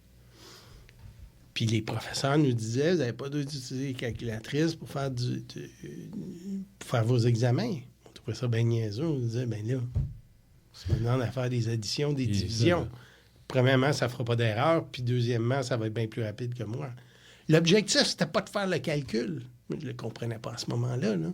C'était d'entraîner mon cerveau à être capable de penser d'une certaine manière, right? Qui est une manière scientifique. Mais tu sais, ça t'arrive, toi aussi, je suppose, tu lis un livre, puis tu ne vois plus jamais la vie de la même manière à partir du moment où tu as lu ce livre-là. Peu importe le livre, là, ça peut être un livre de science-fiction, ça peut être plein de choses. Oui, j'en ai eu quelques-uns, ouais. Pourquoi? Parce que ça a changé quelque chose dans ton cerveau. Right? Oui, moi, j'appelle ça une lentille, là. Ça veut dire que ça change la lentille. Ça change la lentille. Une nouvelle lentille, t'es comme, oh! Absolument. Fait donc, même si ce n'est plus nécessaire de lire un contrat parce que tu es capable de demander à de l'intelligence artificielle de te le résumer puis de te faire sortir les points importants, dans certains contextes, c'est peut-être super important de lire le contrat quand même. Parce que tu es le CEO d'une compagnie ou tu es le directeur général. Puis il faut que tu comprennes ce qu'il y a dedans pour être capable d'avoir la prochaine conversation qui, elle, va faire partie de la négociation X avec ton client. Puis comment on va être capable d'expliquer ça aux enfants, de dire tu as cette machine qui permet de penser pour toi, mais je vais t'obliger à faire le travail quand même? Je sais pas. Ben, puis je dis les enfants parce que c'est eux qui vont à l'école, là, mais ça va être vrai à tous les âges. La prochaine là. génération. À tous les âges. Mais tu sais, dans cette optique-là, admettons, tu sais, si on regarde souvent le côté avocat, c'est le côté A contre B. Ou A versus B, c'est-à-dire que tu as deux parties, puis même si on veut trouver une entente commune de ce côté-là, tout le monde tire un peu pour avoir le plus avantageux, pour bien représenter, pour avoir ça. Puis, ce que j'imagine, maintenant que tu m'en parles comme ça, disons que tu fais un contrat. Disons, Farid veut faire un contrat avec Bernard, let's go de même. Ben, pourquoi on ne se mettrait pas ensemble pour mettre notre IA au milieu, puis on dit voici nos soucis individuels, quasiment en médiation. Versus, là, au lieu de tu fais ton contrat, je lis le contrat, tu sais, parce que ça devient finalement mon AI contre ton AI et nos interprétations, mais on aurait la logique aussi de juste pourquoi on ne s'entend pas sur quel AI on utilise, puis on rédige ensemble un truc comme ça. C'est fait. Ça me semblerait. Ce que j'entends que tu me dis, c'est pourquoi on ne créerait pas des agents qui vont pouvoir nous représenter dans une négociation ou dans un achat, par exemple. L'exemple qu'on utilise tout le temps, Je veux me magasiner un voyage en Italie au mois de juillet pour 2 personnes, blablabla. Pourquoi j'ai besoin d'aller chercher? Je pourrais déléguer un agent puis lui dire, tu connais mon budget, tu sais ce que je veux, tu as assez parlé avec moi là, ou tu as assez lu sur ce qui m'intéresse, vas-y, puis négocie pour moi, puis trouve-moi le meilleur deal ou reviens-moi avec les 2 meilleurs ou les 3 meilleurs que tu penses. Puis si tu vois vraiment quelque chose de bon, lève mon numéro de carte de crédit, puis tu es capable de mettre. Toi, t'es rendu là? Tu as donné ta carte de crédit à ChatGPT? Non, je suis vraiment pas rendu là. Mais je pense qu'on s'en va dans cette direction. Et encore là, en informatique, les développeurs logiciels, on commence à avoir ces fonctionnalités-là qui nous sont disponibles. C'est-à-dire qu'on est en train... Est-ce que tu connais OpenClaw? Un petit C'est peu. un homard, là? Bon. Ouais. Bon. C'est récent, c'est correct, là, c'est pas grave que les gens connaissent pas ça. C'est hyper geek. Puis ça m'a pris un bout de temps même de comprendre pourquoi c'est intéressant. C'est un agent que tu peux installer sur ton ordinateur qui est capable de faire des tâches on your behalf. Cet agent-là, tu vas l'entraîner, mais tu vas aussi lui donner des accès. Autrement dit, lui permettre d'envoyer des emails, lui permettre de changer emails, ton calendrier. Changer ton calendrier, qui va être capable, tu vas lui donner... De se connecter à des trucs pour toi. Les clés pour être capable d'accéder à ces systèmes en ton nom. Pour réaliser des tâches qui aujourd'hui sont des tâches très mondaines, très basic. Souvent, c'est de la gestion d'informations, c'est du ménage, c'est des réponses à des emails. Des choses qui ne sont pas hyper conséquentes en termes... Que tu expliques dans le livre, là? Oui, Okay. mais il y a effectivement un équilibre à trouver parce que si tu lui donnes cette autonomie-là... Bon, OK, parenthèse, on reviendra ici, là, mais la manière que moi je vois... Tu sais, je t'ai dit, l'intelligence artificielle nous permet de faire 3 choses qu'on ne pouvait pas faire avant. Créer ou comprendre du texte, créer ou comprendre du son, créer ou comprendre l'image. Ça, c'est la prémisse pour dire j'ai un nouveau marteau. Mais après ça, ce marteau-là, comment... Quand je parle à des gens d'affaires, ils disent, ben moi, j'irai pas... Tu sais, le marteau, j'irai pas le faire moi-même. Je vais le faire par d'autres. Parfait. Qu'est-ce que je peux faire demain matin? Tu me parles aujourd'hui, on est mardi. Qu'est-ce que je peux faire demain, mercredi, qui était différent de ce que je faisais aujourd'hui? Puis j'ai dit, tu as 3 leviers que tu peux actionner en utilisant l'intelligence artificielle. Tu as un levier de numérisation, en anglais digitization. Tu as un levier d'automatisation. Puis tu as un levier d'autonomie. Et quand tu penses à un système ou un agent d'intelligence artificielle, là, il y a un lien dans ce que je dis, là, je vais revenir tranquillement. Là. Fait ton agent ou le système d'intelligence artificielle te permet de faire de la numérisation, de l'automatisation ou de l'autonomie. Mais aujourd'hui, on est capable de donner de l'autonomie. C'est là que je reviens à mon agent à qui je délègue de l'autonomie. Puis là, si encore là, mon slider allait de 0 à 100, bien là, probablement que tu es capable de te rendre de 0 à 1000. Là. Parce que vraiment, tu es capable d'aller beaucoup plus loin en termes d'autonomie. C'est quelque chose qu'on a très peu exploré. Donc, on avait exploré pas mal en numérisation. Tu es capable de te rendre plus loin. On avait exploré pas mal en automatisation. On est capable de se rendre beaucoup plus loin parce que toutes les tâches dans un processus qui devaient être des tâches manuelles, la plupart peuvent être automatisées. Mais en termes d'autonomie, on avait peu exploré cet élément-là. Par contre, on le fait beaucoup avec des humains. J'ai de l'autonomie. Mon comptable, c'est lui qui a produit mon rapport d'impôt. Produis mon truc, dis-moi ce que j'ai à payer, puis envoie-les pour moi. Parce qu'il y a un niveau de confiance qui est établi entre les deux. Ça fait 30 ans que j'ai le même. Il me connaît, il connaît mes enfants, il connaît ma famille, il connaît mon entreprise, il connaît mon contexte. C'est ça que j'allais dire, dans le sens de l'intelligence artificielle. C'est le contexte, ça. C'est fournir le contexte. Là. C'est voici tout ce que tu as besoin de savoir. Là. Exactement. Donc, l'opportunité qu'on a devant nous, c'est d'avoir une série d'agents qui non seulement vont être capables de comprendre ce qui se passe, digitalisation, non seulement être capable d'automatiser certaines des tâches. Puis c'est surtout à ça qu'on pense quand on passe à de l'intelligence artificielle, je pense aujourd'hui, des systèmes qui vont nous permettre d'automatiser la production d'un texte, automatiser la lecture d'une radio, automatiser, je sais pas moi, la production d'une publicité sur les réseaux sociaux. La régularisation du son sur un podcast. Par exemple. Qui n'a rien à voir avec le texte, mais qui est exactement les mêmes technologies derrière. Parce qu'au final, c'est juste des 0 et des 1. Une fois que tu as converti le son en numérique, ben, ça ressemble pas mal à du texte. Mais le côté autonomie, là, ça devient hyper intéressant. Je reviens à mon Open Cloud de tout à l'heure. Donc là, j'ai un système que j'installe dans mon laptop. Là, mettons, c'est pas recommandé, là. Mettons, je me suis acheté un laptop et j'ai beaucoup de Mac mini qui ont été vendus dans les derniers mois juste pour installer ces systèmes-là pour qu'ils puissent tourner. Donc, tu installes OpenCloud dans un Mac mini et c'est ton agent. Tu lui donnes accès à ton calendrier, ton email, tu lui donnes accès à Notion, tu lui donnes accès à ton CRM si tu as un CRM dans ton entreprise, tu lui donnes tes comptes, là, ton username, password. Ça, tu dis, dans le fond, ça, tu lui donnes vraiment. Fait que là, juste pour qu'on soit clair, agent, dans le fond, c'est qu'on crée une mini-entité qui agit en notre nom et, si tout va bien, en notre intérêt. Oui.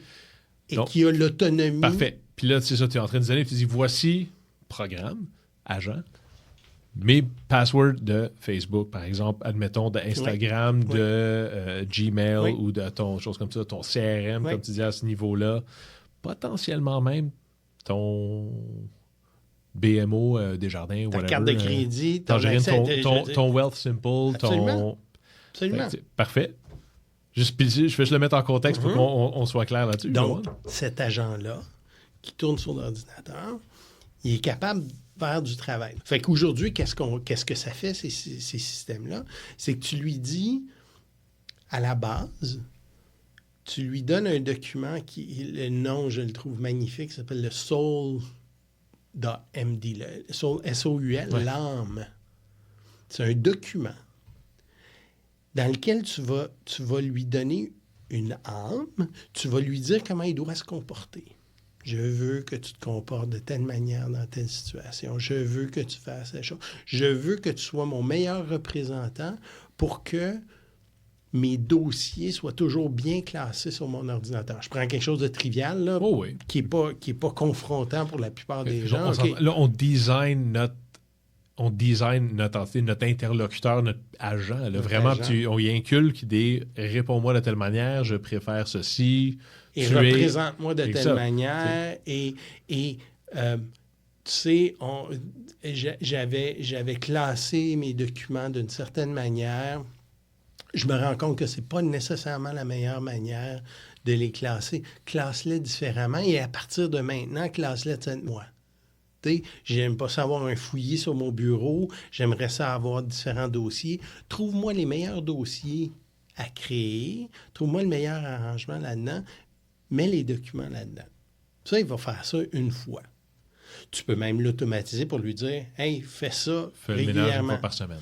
Mais il y a un côté aussi d'autonomie qui va regarder puis qui va dire « Oui, mais c'est parce que tu m'as dit ailleurs que tu n'aimais pas avoir le genre de documents, tu n'aimes pas ça les conserver sur ton ordinateur de manière non encryptée. J'ai trouvé ça en faisant le ménage, j'ai trouvé telle chose, j'ai fait le ménage, je les ai encryptés pour toi, je les ai mis là. » On est en train d'arriver avec ces systèmes-là. C'est que là, tu as des systèmes qui vont de manière autonome travailler sur des choses qui sont hyper personnelles à toi et qui vont être capables de le faire en t'informant du résultat.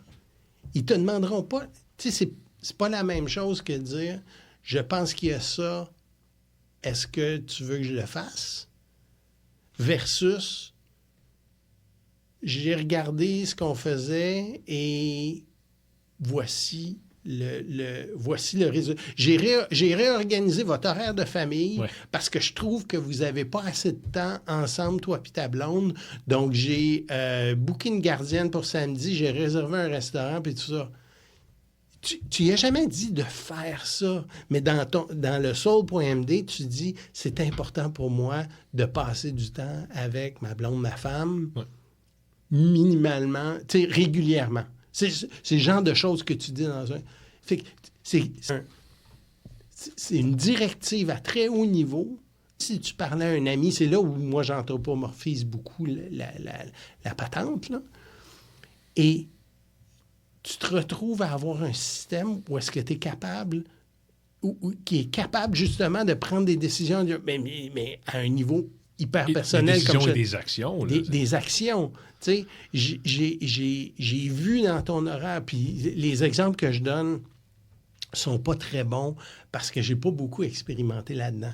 Les exemples que je te donne de réorganiser un horaire viennent de quelqu'un qui travaille chez Anthropic, qui a fait ce genre de choses-là en utilisant Cloud Code et OpenClaw, etc. Là. Donc, c'est vraiment quelqu'un qui s'est dit, je vais aller plus loin. Elle s'en est créé 4 des agents comme ça. Elle leur a donné des noms avec des responsabilités bien spécifiques par rapport à son horaire personnel, par rapport à son horaire professionnel, par rapport aux activités de ses enfants. Elle a automatisé sa vie avec des agents qui, comme ça, travaillent et prennent des décisions et écrivent à son chum parce qu'elle est prise dans un rendez-vous. Pas besoin de le dire, mais il y avait un conflit.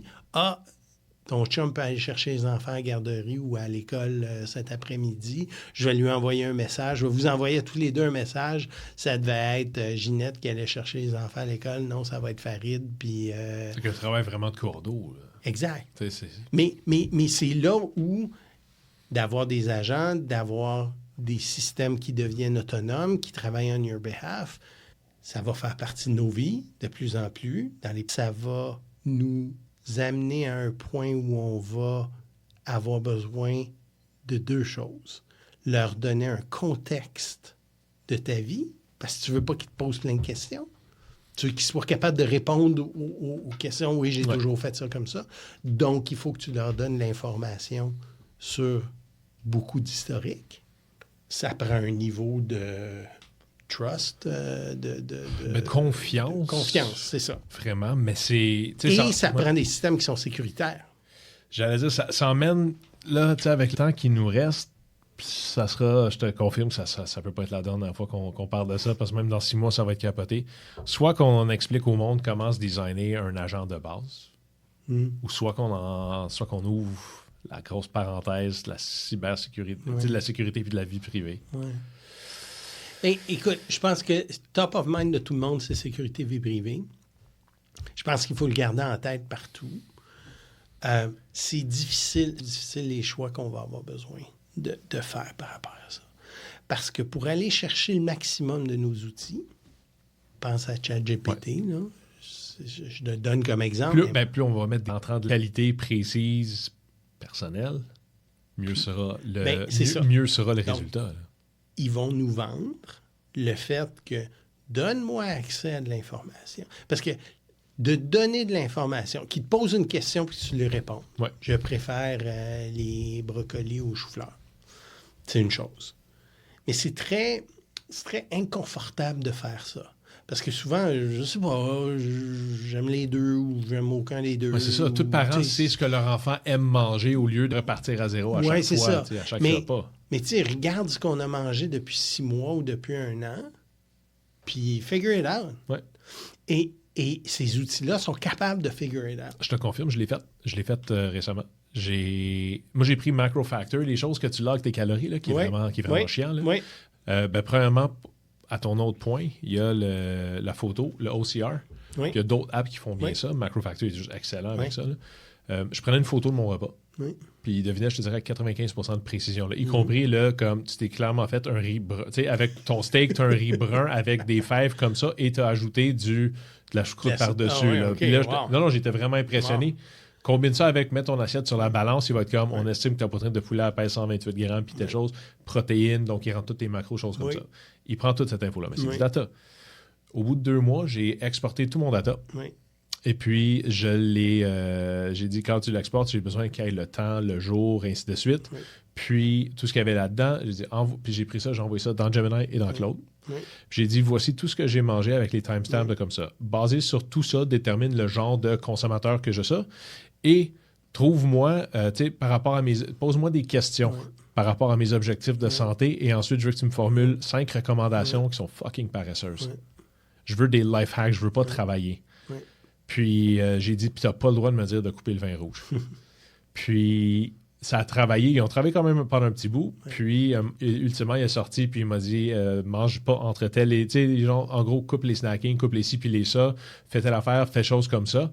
Puis, parce que je commence à le former justement avec mon contexte, mais ça a rentré vraiment là-dedans. Veux-tu ces formulations-là? Veux-tu qu'on te mette ça dans un calendrier? Ce que tu me décris là, je le vois un peu déjà. Et puis, mes recommandations étaient relativement prévisibles. Et là, à vrai dire, il m'a dit, basé sur ce que t'es, puis ainsi de suite, le profil, tu as juste un jour. Si tu limites à un jour par semaine où tu peux prendre tes bières d'IPA, Ouais. et tu vas avoir un gain, tu vas avoir un gros progrès. Ouais. Si tu coupes tel ingrédient, tu vas avoir un gain. Fait que on est rendu là. C'est juste qu'il a fallu que je les connecte, mais... Oui, c'est ça. C'est que là, ça a été très proactif de ta part de faire la chose et ça a demandé un certain nombre de compétences techniques quand même. Tout ça va disparaître dans les prochaines années. C'est-à-dire que c'est comme ça qu'on va nous vendre le ChatGPT du futur. Là. Ils ont acheté une compagnie, le gars qui a fait le MacBook là, et l'iPhone chez Apple, Johnny Ives. Sa compagnie de design a été achetée par OpenAI. Il va y avoir un bidule qui va sortir d'OpenAI dans la prochaine année, 2 ans. On ne sait pas c'est quoi. On suppose qu'il va avoir un micro. Puis pourquoi c'est le cas? C'est parce que ces outils-là ont besoin... Si, tu sais, l'alternative à te poser des questions, c'est regarder ce que tu fais. Ouais. Donc, et copilote, je trouve que c'est le meilleur nom qu'il n'aurait pas pu avoir. Tu as toujours ton copilote qui est sur ton épaule, qui regarde tout ce que tu fais, puis qui... C'est peut-être pas ça que tu devrais manger. Si tu as le choix, tu sais, là, il voit que tu regardes un menu. Si tu as le choix, moi, je ne prendrais pas le poulet au beurre. T'sais. Je prendrais plutôt tel autre choix. Basé sur tout l'historique qu'il a de toi. Mais imagine, là, tu fais ça, tu commences à 18 ans, là. Et je l'ai mis dans ton horaire. Puis c'est correct. Prends un parapluie parce qu'il annonce la pluie en venant. T'sais, toutes ces choses-là. Mais j'ai une Garmin, ça mesure mon sommeil. C'est hyper personnel, le sommeil. Mes sleep patterns, là, je ne mettrai pas ça sur Internet. Puis c'est ça, peut-être l'âge que j'ai, là, mais je trouverais ça agressant que mon information de sleep pattern se retrouve sur l'Internet at large. Ouais. Mais si je donne accès à un agent, le niveau de... Tu sais, lui, il est capable de voir ce que tu as mangé et de voir comment tu as dormi. Imagine la qualité des recommandations qu'il peut te faire. On s'en va vers là. Ouais. Il y a un besoin, c'est des éponges à information, les systèmes. On disait ça pour les entraîner. C'est plus pour les entraîner, c'est pour être capable de te donner des recommandations qui sont personnalisées ou d'agir en ton nom. Pour devenir un bon agent, il faut que ça devienne un digital twin. T'as-tu déjà entendu parler de ça? Un jumeau numérique. Un clone, dirait plusieurs. Je suis pas d'accord avec le terme, mais je le trouve plus le fun. Oui, peut-être. Effectivement, c'est parce que clone, ça veut dire qu'il y a physiquement une entité qui existe, right? Le jumeau numérique, le digital twin, c'est de dire, je vais mettre dans une machine toute l'information que j'ai à propos d'un individu ou d'une machine. Les digital twins, ça a commencé dans les usines. Et par exemple, GE, là, les moteurs d'avion GE, plein de senseurs dedans. Quand ils arrivent à l'aéroport, l'information est downloadée, ça remonte chez GE, ils sont capables de faire de la maintenance préventive. Sur parce qu'un avion qui est arrêté, il y a des coûts importants. On sait qu'il y a combien de millages, on sait qu'il y a combien de choses. Puis on a des compagnies au Québec qui sont hyper avancées là-dedans. On est vraiment... Mais tu peux faire le digital twin d'un humain. Si tu veux avoir un digital twin d'un humain, bien là, il faut qu'il en connaisse le maximum sur toi. Donc, c'est pour ça que j'arrive à un point où je dis, le côté sécurité, vie privée, c'est une partie incontournable de ces systèmes-là. Mais c'est très top of mind. Tu sais, tout le monde a peur de ça. Ce qui, moi, me fait le plus réfléchir, c'est le côté boîte noire de la machine. Je te donne un exemple. Quand ils ont fait ChatGPT, je pense que c'est GPT-2, là, ils ont pris une version de GPT plus petite et ils ont commencé à l'analyser. En fait, c'était pas GPT parce que c'était chez Anthropic. C'est Peu importe. là. Ouais. Ils ont regardé un LLM plus petit, puis ils ont regardé les neurones dans le système. Et compte que quand ils entraînaient le modèle sur des commentaires de produits sur Amazon, ils étaient capables de voir qu'il y avait certains à dire si le commentaire est positif ou le commentaire est négatif. Donc, le réseau avait appris que si il programme un neurone ou des neurones à apprendre qu'est-ce qui est un commentaire positif ou négatif, ça lui permet de faire des meilleures prédictions, résultats, génération de texte. Ils se sont rendus compte qu'il y avait un ou des neurones qui étaient des neurones spécialisés sur le Golden Gate Bridge à San Francisco. Donc, si ce neurone-là, tu le mettais à 0 tout le temps, il ne parlait jamais du Golden Gate. C'est comme s'il ne le connaissait pas. Puis s'il le mettait à 1, dans toutes les réponses, il parlait du Golden Gate. Il trouvait une manière de mettre le Golden Gate dans la réponse. D'ailleurs, ils ont trouvé qu'il y avait un neurone pour Trump aussi dedans. Tu le mets à 1, il parle de Trump tout le temps. Tu le mets à 0, il n'en parle jamais. Ah. Je te dis pas que c'est vrai pour tous les concepts, mais ce qu'on est en train de découvrir, c'est que dans la machine, dans ces systèmes-là, il y a de l'encodage d'informations et il y a une personnalité qui est en train de se créer dans ces machines. Ouais. Mais on ne sait pas parce qu'on ne l'a pas programmé. Ça se fait comme... ça émerge naturellement. Ouais. Ça me fait freaker pas mal plus. Le ghost, façon de parler. Là. Mais c'est exactement ça. Donc, quand j'ai une machine à laquelle j'ai donné plein d'informations sur moi et que je lui ai donné l'autonomie de pouvoir agir on my behalf, comment je sais qu'elle me conseille bien puis qu'elle n'est pas manipulée indirectement par une entité X? L'exemple qu'on utilise tout le temps, c'est les modèles chinois qui ont été littéralement programmés pour ne pas parler de Tiananmen, par exemple, ou de parler de Taïwan comme étant une province de la Chine. Alors qu'ici, il faut se fier sur un certain groupe d'individus qui vont nous dire qu'est-ce qu'on n'a pas le droit de dire ou croire. Mais ça va être embeddé dans la machine. Oui, c'est ça. Je le dis en riant, mais justement, ça, quand on rentre dans l'idéologie, qui est le plus fort mobilisateur, tu sais, on s'entend, là? Ben, ça devient un petit enjeu, justement. Bon, Puis, où que c'est commandité. Absolument, il y a des opportunités. Imagine que tu confies tout ça, puis tout d'un coup, Microsoft, qui est moitié propriétaire d'OpenAI, 49%. Puis tu demandes, puis il intègre avec OpenAI une chose de la sorte. Toi, tu mets ton Wealth Simple là-dedans, puis tout d'un coup, tu réalises que tu as investi à Microsoft. Tu sais, je voulais pas, je les déteste avec une passion. Par exemple. C'est Microsoft, pour moi, est la COVID du logiciel. Je veux même pas avoir un ETF que Microsoft dedans. Mais admettons, sauf que Microsoft achèterait ça, puis il dirait tout d'un coup, Bernard, t'es très investi dans Microsoft. Puis ça a été automatisé, ben ça devient un enjeu. Là. Absolument. Donc, les niveaux de transparence sur comment ils vont être capables de rendre visible les biais qui naturellement sont dans ces systèmes-là. Fait que tout le côté responsible AI, ethical AI, ça va bien privé. Fait que mon point, c'est tout le monde parle de sécurité vie privée parce que c'est très dans notre face, puis on dit oui, je vais donner de l'information personnelle, puis on y pense beaucoup, puis tout ça. Donc, tout le monde en parle. À partir du moment où il y a un gadget qui va dire écoute, tu vas vraiment avoir des économies de temps, d'efforts, d'énergie, tu vas avoir des rabais, tu vas avoir n'importe quoi, mais donne-moi accès à toute ton information. On va donner toute notre vie à ces systèmes-là. Donc, aujourd'hui, on s'en fait beaucoup parce qu'il n'y a rien. Ouais.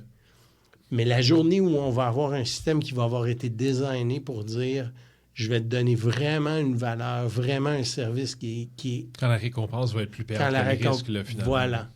Parce que... Moi, je pense qu'on va laisser tomber beaucoup de ces choses-là. Il va y avoir des promesses nécessairement de sécurité et de respect de la vie Je sais pas privée. si tu as déjà eu un vol d'identité par rapport, par exemple, Non. à la banque ou une chose Non. de la sorte, mais la série d'embûches puis le problème que ça peut Ça doit être causer. infernal. Ça Fait que doit là, être je me infernal. dis... Infernal. Mais tu sais, les on a iPhones, aucune idée, moi, là. j'ai pas d'iPhone, j'ai un Android, là, mais les iPhones, leur selling point, c'est on va protéger ton information, on est très sécuritaire, on ne vend pas ton information à d'autres. Ouais. On l'utilise comme des malades pour faire un Ouais. paquet de choses, mais on ne la vend pas On à la garde l'extérieur. dans notre sandbox, dans notre sable, boîte carrée. Exactement. Fait que si tu es prêt à vivre avec le fait que tu lui as donné toute ta vie, puis il écoute tout ce que... Tu sais, il y a beaucoup d'informations sur toi, le service qui t'est rendu en retour est énorme. En tout cas, la valeur perçue est énorme. Mais ça reste quand même une boîte noire. Mais cette boîte-là, noire-là, je suis capable de l'éteindre. Tu sais, j'ai encore un certain niveau de contrôle sur la boîte noire. À partir du moment où cette boîte noire-là va être capable de me donner des recommandations, va être capable d'automatiser des choses pour moi d'une manière qui n'est pas prévisible, mais qui est statistique, parce que c'est ça, les systèmes basés sur les réseaux de neurones. Là, c'est La des moyennes statistiques. la reconnaissance de pattern puis un modèle de prévision. Absolument. Mais à partir du moment où tu vas avoir ça et qu'en plus, tu vas leur donner de l'autonomie pour te représenter dans le monde, pour faire des achats ou pour, peu importe, faire des reviews, écrire des emails, peu importe, jusqu'où on va se poser les questions à savoir quel est le biais de la machine, what's the ghost in the machine, là? C'est un excellent point. Je ne sais pas si on va continuer à le faire. Je sais qu'aujourd'hui, c'est très top of mind parce que c'est nouveau puis qu'on ne voit pas vraiment la valeur. Mais dans 5, 10, 15 ans, quand effectivement, ça va être comme « Hey, c'est tellement plus facile, tout ce que j'entends. » Puis c'est capable de regarder tout ce que je fais. Fait que ça me donne des recommandations nutritionnelles, d'exercices qui sont bien meilleures que s'ils faisaient... J'ai pas besoin de répondre à 100 questions niaiseuses que tu devrais le savoir. Est-ce qu'on va être encore... On s'en va là. Et je suis le premier à bâtir des systèmes pour s'en aller là. Mais c'est ton côté ingénieur. Toi, t'es là. Il faut qu'on essaye ou il faut qu'on joue avec. C'est malheureusement, effectivement, le cas. C'est que moi, je suis vraiment... Allons-y. Ouais. Explorons. On a un nouveau joujou, on a une nouvelle machine, on a un nouveau marteau qui va nous permettre de faire des choses magnifiques. On a inventé le feu, là. On peut pas remettre la pâte à dents, comment dire, on peut pas remettre dans la bouteille le dentifrice dans le tube, là, comme non, dit. Clairement. Fait que, dans ce cas-là, j'aurais tendance à poser la question, est-ce qu'on a encore contrôle sur les systèmes qu'on appelle l'intelligence artificielle? Puis si oui, pour combien de temps?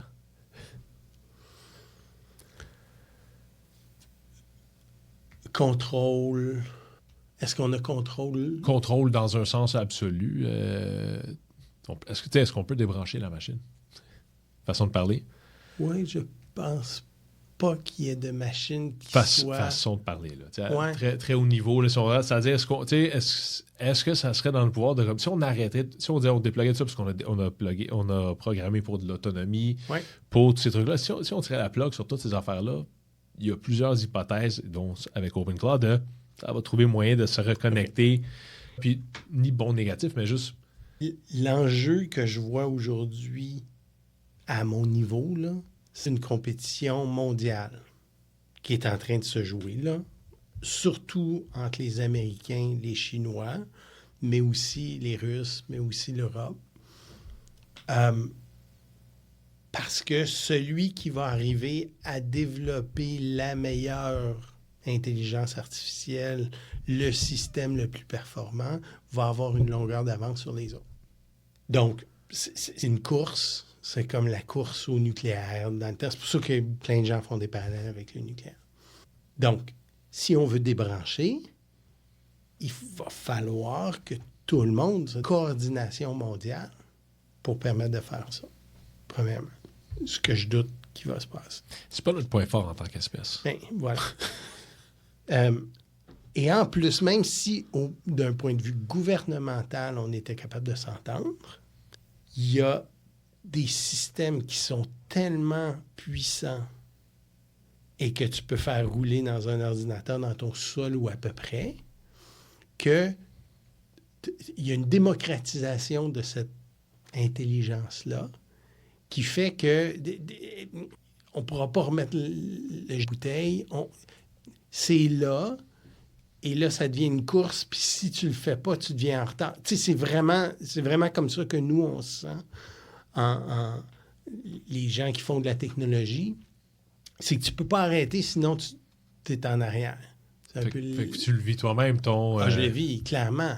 Que C'était pas premier, t'es dernier. Puis c'est quelqu'un qui va utiliser l'intelligence artificielle. À ton point de tout à l'heure, Ouais. là, je me ferai pas remplacer par une intelligence artificielle, je vais me faire remplacer par quelqu'un qui utilise l'intelligence artificielle.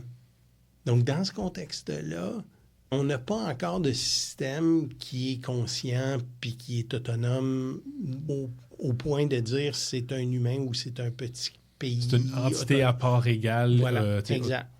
Mais si tu veux aller explorer qu'est-ce qui pourrait se passer dans ce contexte-là, il y a un livre d'un gars qui s'appelle Nick Bostrom, qui a été écrit en 2014, qui s'appelle Super Intelligence. On va arriver à cette super intelligence-là. Qu'est-ce qui va se passer après? Et il s'est posé plein de questions, il a regardé plein de scénarios, dont celui de débrancher. Qu'est-ce que ça veut dire que de débrancher une super intelligence? Et l'analogie qu'il fait dans le livre, puis qui, moi, m'avait marqué, c'est que la différence ne va pas être comme d'avoir une interaction avec Einstein. Si tu dis qu'Einstein, c'est un gars hyper brillant, là, ouais. Si on prend ça comme modèle, là, non, c'est pas la différence entre Einstein et quelqu'un qui est dans la moyenne d'un humain. C'est la différence entre un humain et une fourmi, ou entre un humain adulte et un enfant. Ouais. Et quand il a fait ce parallèle-là, j'ai comme fait « Oh dear ». Parce que c'est tellement facile pour un adulte de faire parce qu'il est tellement plus développé qu'il est capable de faire croire à un enfant... Quel Père Noël. Par exemple, et de rendre ça crédible et de faire que l'enfant va se retrouver dans ce monde-là et même pas se rendre compte qu'il est en train de se faire manipuler. C'est vers ça qu'on peut aller. On n'est pas là aujourd'hui. Puis encore là, quelle trajectoire on va prendre? On va être là en 2028, en 2032, en 2040 ou en 2100? On va le voir dans notre vivant. Là. Je pense que oui. Pour être moins philosophe puis être plus précis, si on va avec Ray Kurzweil, Ouais. qui est quand même fiable dans ses modèles prédictifs. Là, Oui, vas-y, en attendant continue. l'AI, on a Ray Kurzweil. Ouais. Mais lui, il parlait d'arriver à la capacité informatique, computational capacity. Oui, Pour arriver à ça, oui. je crois qu'on est en plein dans On la ligne de temps. On là. track sur ses courbes. Lui, sa courbe, c'était grosso modo. Et puis, c'est une courbe qui a commencé à extrapoler en l'an 2000. Puis, ça tient encore jusqu'en 2026, là, Ouais. mettons. Fait que son point, c'était un ordinateur qui a la puissance de calcul de 1000 $, en dollars de 2000, va être capable en 2030 d'avoir le computing power d'un humain, un cerveau humain. Mais si tu continues sur cette courbe-là, 10 ans plus tard, tu vas avoir dans ce même ordinateur de 1000 pièces-là l'équivalent d'un téléphone cellulaire. Tu vas avoir dans un téléphone cellulaire l'équivalent de tous les humains sur la Terre. Ouais. Et 10 ans plus tard, en 2050, l'équivalent de tous les humains sur la Terre depuis qu'il y a des humains sur la Terre. Et donc, quand tu le regardes avec cette perspective-là, tu as tout à fait raison. C'est là où tu dis « Oh, ça se peut que ça se passe dans ma vie. Parce que 2040, je vais être encore en vie. » Surtout Bon, si tu fais ce que Non, Claude te recommande exactement, avec ton oui, c'est ça. alimentation. Si on fait attention un petit peu. Mais clairement, nos enfants vont être là. Puis une partie de l'idée d'écrire le livre, c'était un petit peu pour dire à mes enfants, pour être capable de mettre mon petit grain de sable, puis être capable de dire, ben, si vous voulez penser à l'intelligence artificielle, pensez-y comme ça. Tu sais. C'est une affaire que j'ai vraiment aimée. C'est vraiment, voici comment il pensait. Je trouve que ton titre est bien choisi, vraiment mindset, mais voici des pistes de pensée, des modèles. Voici comment juste aborder ça. La qualité des questions, et j'ai toujours figuré que c'était la... Mais c'est difficile à lire. Tu sais, j'ai beaucoup de gens qui m'ont dit que c'est difficile à lire parce que c'est un peu... C'est des pistes de réflexion Ouais. sans nécessairement avoir de conclusion. Donc, si Tu te détaches des lacets. ben, c'était quelque chose d'important pour moi à faire dans mon processus de réflexion par rapport à l'intelligence artificielle, de dire comment il faut que je change ma manière de voir les choses, les attitudes, les compétences, les habitudes et le côté éthique, là. Comment il faut que je vois l'intelligence artificielle? Parce que c'est pas la même manière que quand le téléphone cellulaire est arrivé. Énorme révolution. On a un ordinateur dans nos poches, on est connecté partout. C'est énorme révolution. Mais, et qui nous a demandé de réfléchir différemment par rapport à un paquet de choses dans nos vies. Comment il faut qu'on réfléchisse par rapport à l'intelligence artificielle. C'est juste ça que j'ai essayé de faire là-dedans et d'essayer d'aller chercher les patterns que je voyais à gauche, à droite. Puis à ma grande surprise, ça vit assez bien. Je ne sais pas ce que tu en penses, là, mais tu sais, j'ai écrit ça il y a peut-être 18 mois, mettons. J'ai publié il y a un an. Puis je trouve que ça tient encore la route aujourd'hui. T'sais? Puis c'est ce qui n'est pas peu dire dans le contexte rapidement évolutif de l'intelligence artificielle. Mais quand tu es arrivé tantôt, ce que je t'ai dit, je l'ai sur mon Kindle, le livre, et puis c'est un des rares livres que je regrette de ne pas avoir. On l'a ici en papier, là, mais genre, je l'aurais pris en papier dès le jour 1 pour un peu le détruire, c'est-à-dire mettre des notes partout, des questions, des pistes, des flèches, des X. Mais je recommande à qui que ce soit qui lit ça. Là, genre juste, c'est un workbook, là, genre sors ton crayon, c'est en plein ça. Sors ton Sharpie. Mais ça demande ça demande quand même du travail. Tu sais, c'est pas quelque chose que tu lis. Tu ne l'absorbes pas, là, on interagit. Là, exact, tu t'interagis avec, puis genre de... C'est un peu comme une référence. Moi, je m'en sers comme une référence à moi. Tu sais, il y a beaucoup de parallèles que je t'ai donnés en disant « Ah oui, ça, c'est le mindset un tel. Ça, c'est train your brain like a muscle. Ça, c'est... » Et moi, de la manière dont mon cerveau est organisé d'ingénieur XYZ, là, ben, j'ai besoin de me rattacher, j'ai besoin de faire du sens de ce que je vois autour de moi. Puis quand je suis capable de dire « Ah oui, ce qu'ils sont en train de mettre dans Claude AI, la version récente, tu es capable de lui dire « Je suis en train de réfléchir à un problème. Tu sais, je veux mieux manger, par exemple. » Créer un council... pour m'aider à réfléchir là-dessus. Dans le council, je veux que tu mettes un nutritionniste, un entraîneur personnel, un père de famille, un enfant, et je veux que tu me crées un council et que tu m'aides à réfléchir sur comment ces différentes personnes-là réfléchissent à ce problème-là. Puis là, il va te dire, OK, bien, j'ai persona, il y en a un qui s'appelle Paul, puis l'autre qui s'appelle Ginette, puis l'autre qui s'appelle Gérard, puis voici ce qu'ils font, puis ils ont réfléchi à ton problème de telle manière, puis ça, puis à la fin, bien, voici le combiné de la réflexion qu'ils ont par rapport au problème que tu m'as donné ou par rapport à la réflexion que tu m'as donnée. Le terme, c'est LLM Council. Là, ça fait pas très longtemps que les gens ont commencé à en parler comme ça. Mais le premier mindset là-dedans, ça s'appelle AI Personas. C'est de dire, l'AI, c'est pas juste un copilote qui va t'aider à rédiger un email. Une page Google qui fait ton un truc, là, qui répond à une question de... C'est différentes personnes, puis si tu es capable d'utiliser... Comme moi, dans Gemini, j'ai un script, un gem, là, une automatisation que j'ai mis de prompt que j'appelle le contrarian. Peu importe ce que j'ai dit, il va essayer de me trouver le contraire.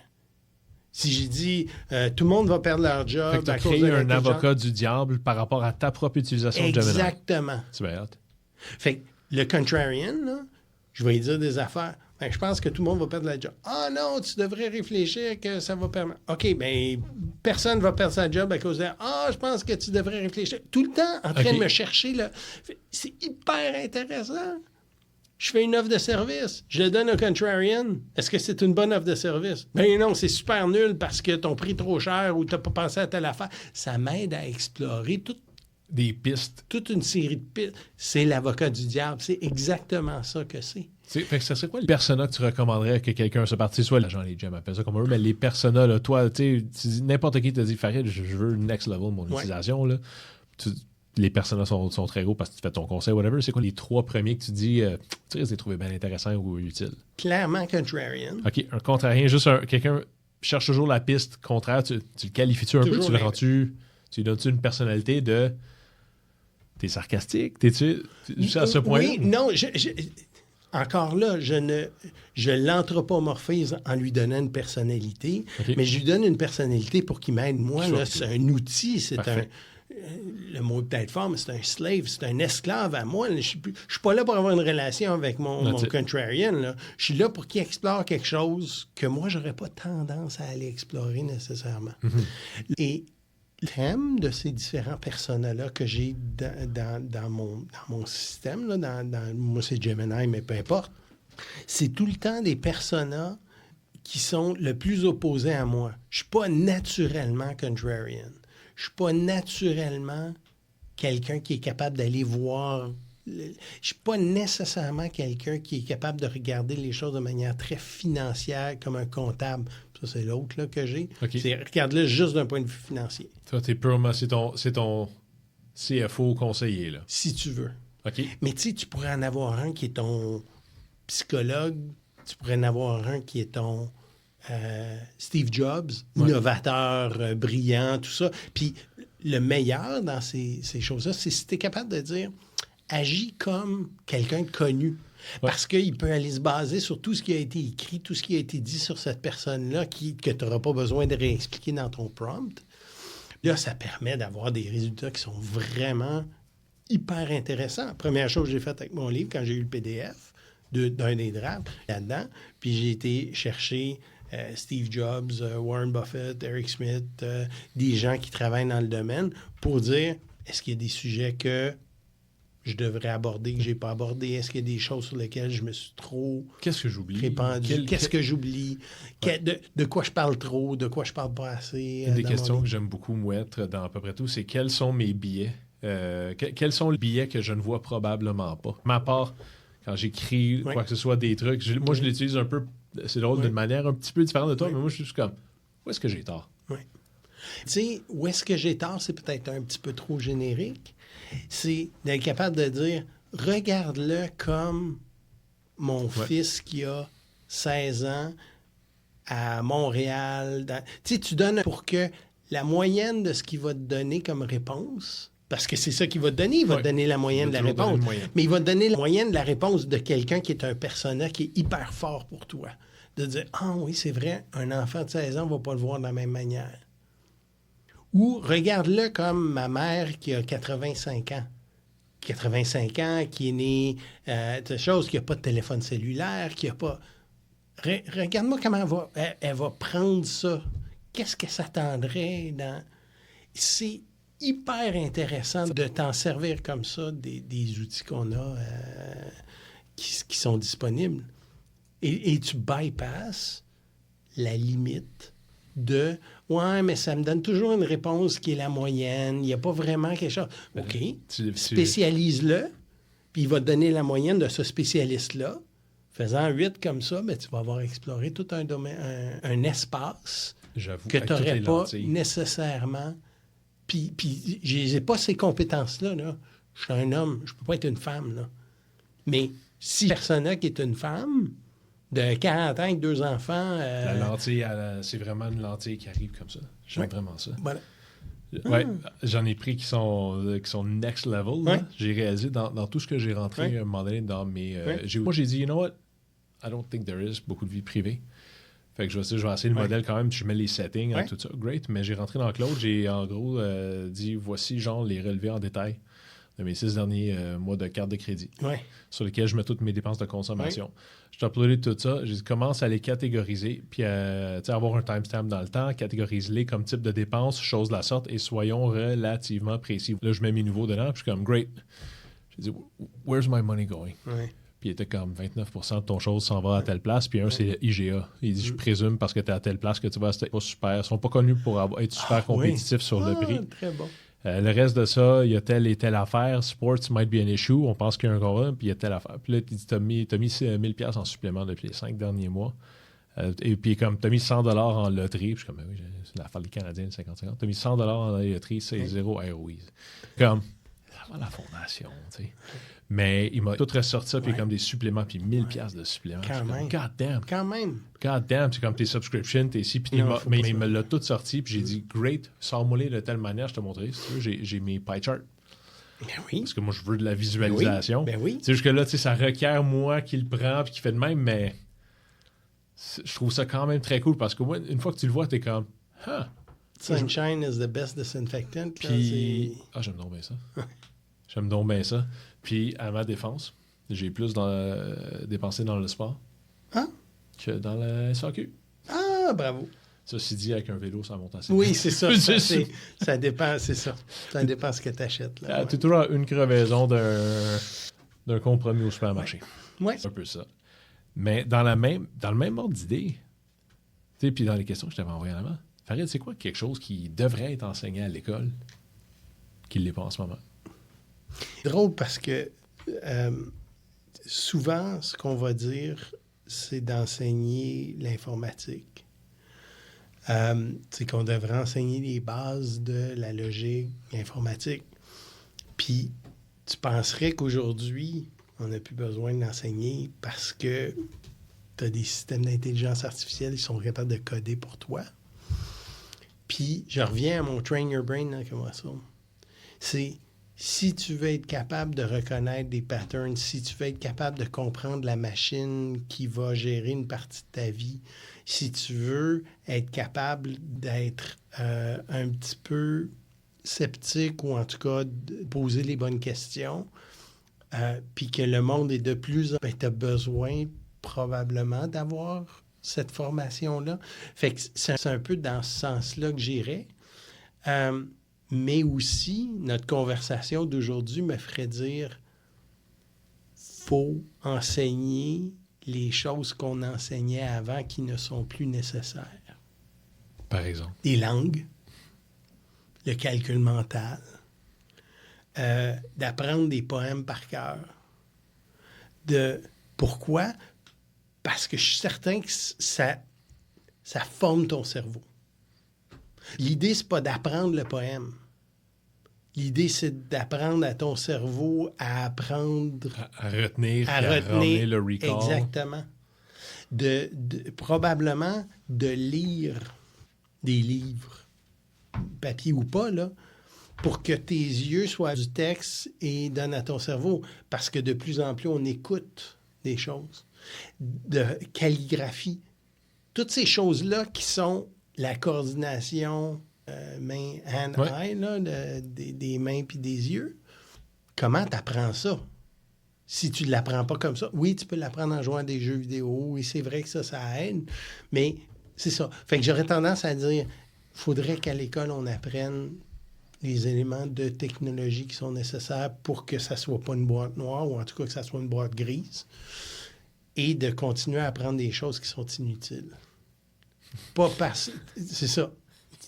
C'est ça. J'aime les choses qui sont inutiles. Là. Ben, les choses qui sont facilement catégorisées comme les temps. Je comprends. Puis ton achat, c'est quoi un achat récent pour lequel tu as un ROI disproportionnel? Là, ton highest ROI achat récent. Ça peut être super anodin. Oui, je ne sais pas s'il y a eu quelque chose qui vraiment... Parce que je me suis posé la question... est-ce qu'il y a quelque chose qui m'a vraiment amené de manière disproportionnée de la valeur? Puis la réponse est un peu plate, mais c'est probablement des livres. C'est tellement facile d'aller chercher de l'information, surtout des petits snippets à la TikTok, Instagram, LinkedIn, tout ça, que d'être capable de lire quelque chose qui est structuré du début à la fin, je sais pas, ça me manque, puis ça m'amène, puis ça coûte rien, un livre. Tu sais, toute proportion gardée, t'achètes un livre, puis t'as accès à ça de manière concentrée. Je sais pas, c'était ça ma réponse. Fait un livre. Est-ce qu'il y en a un tantôt, tu parlais de livres qui changent beaucoup ta lentille. Ouais. Un récent qui te vient à l'esprit. Aller dans les choses techno, ils en ont fait un film, Hail Mary, Le film récent avec Ryan Gosling. avec Ryan Gosling. Ah ouais, hein? Moi, j'ai lu le livre. Oh, quelle lecture magnifique. Et je dirais, le film le rend bien. Évidemment, il y a plus de profondeur dans le livre.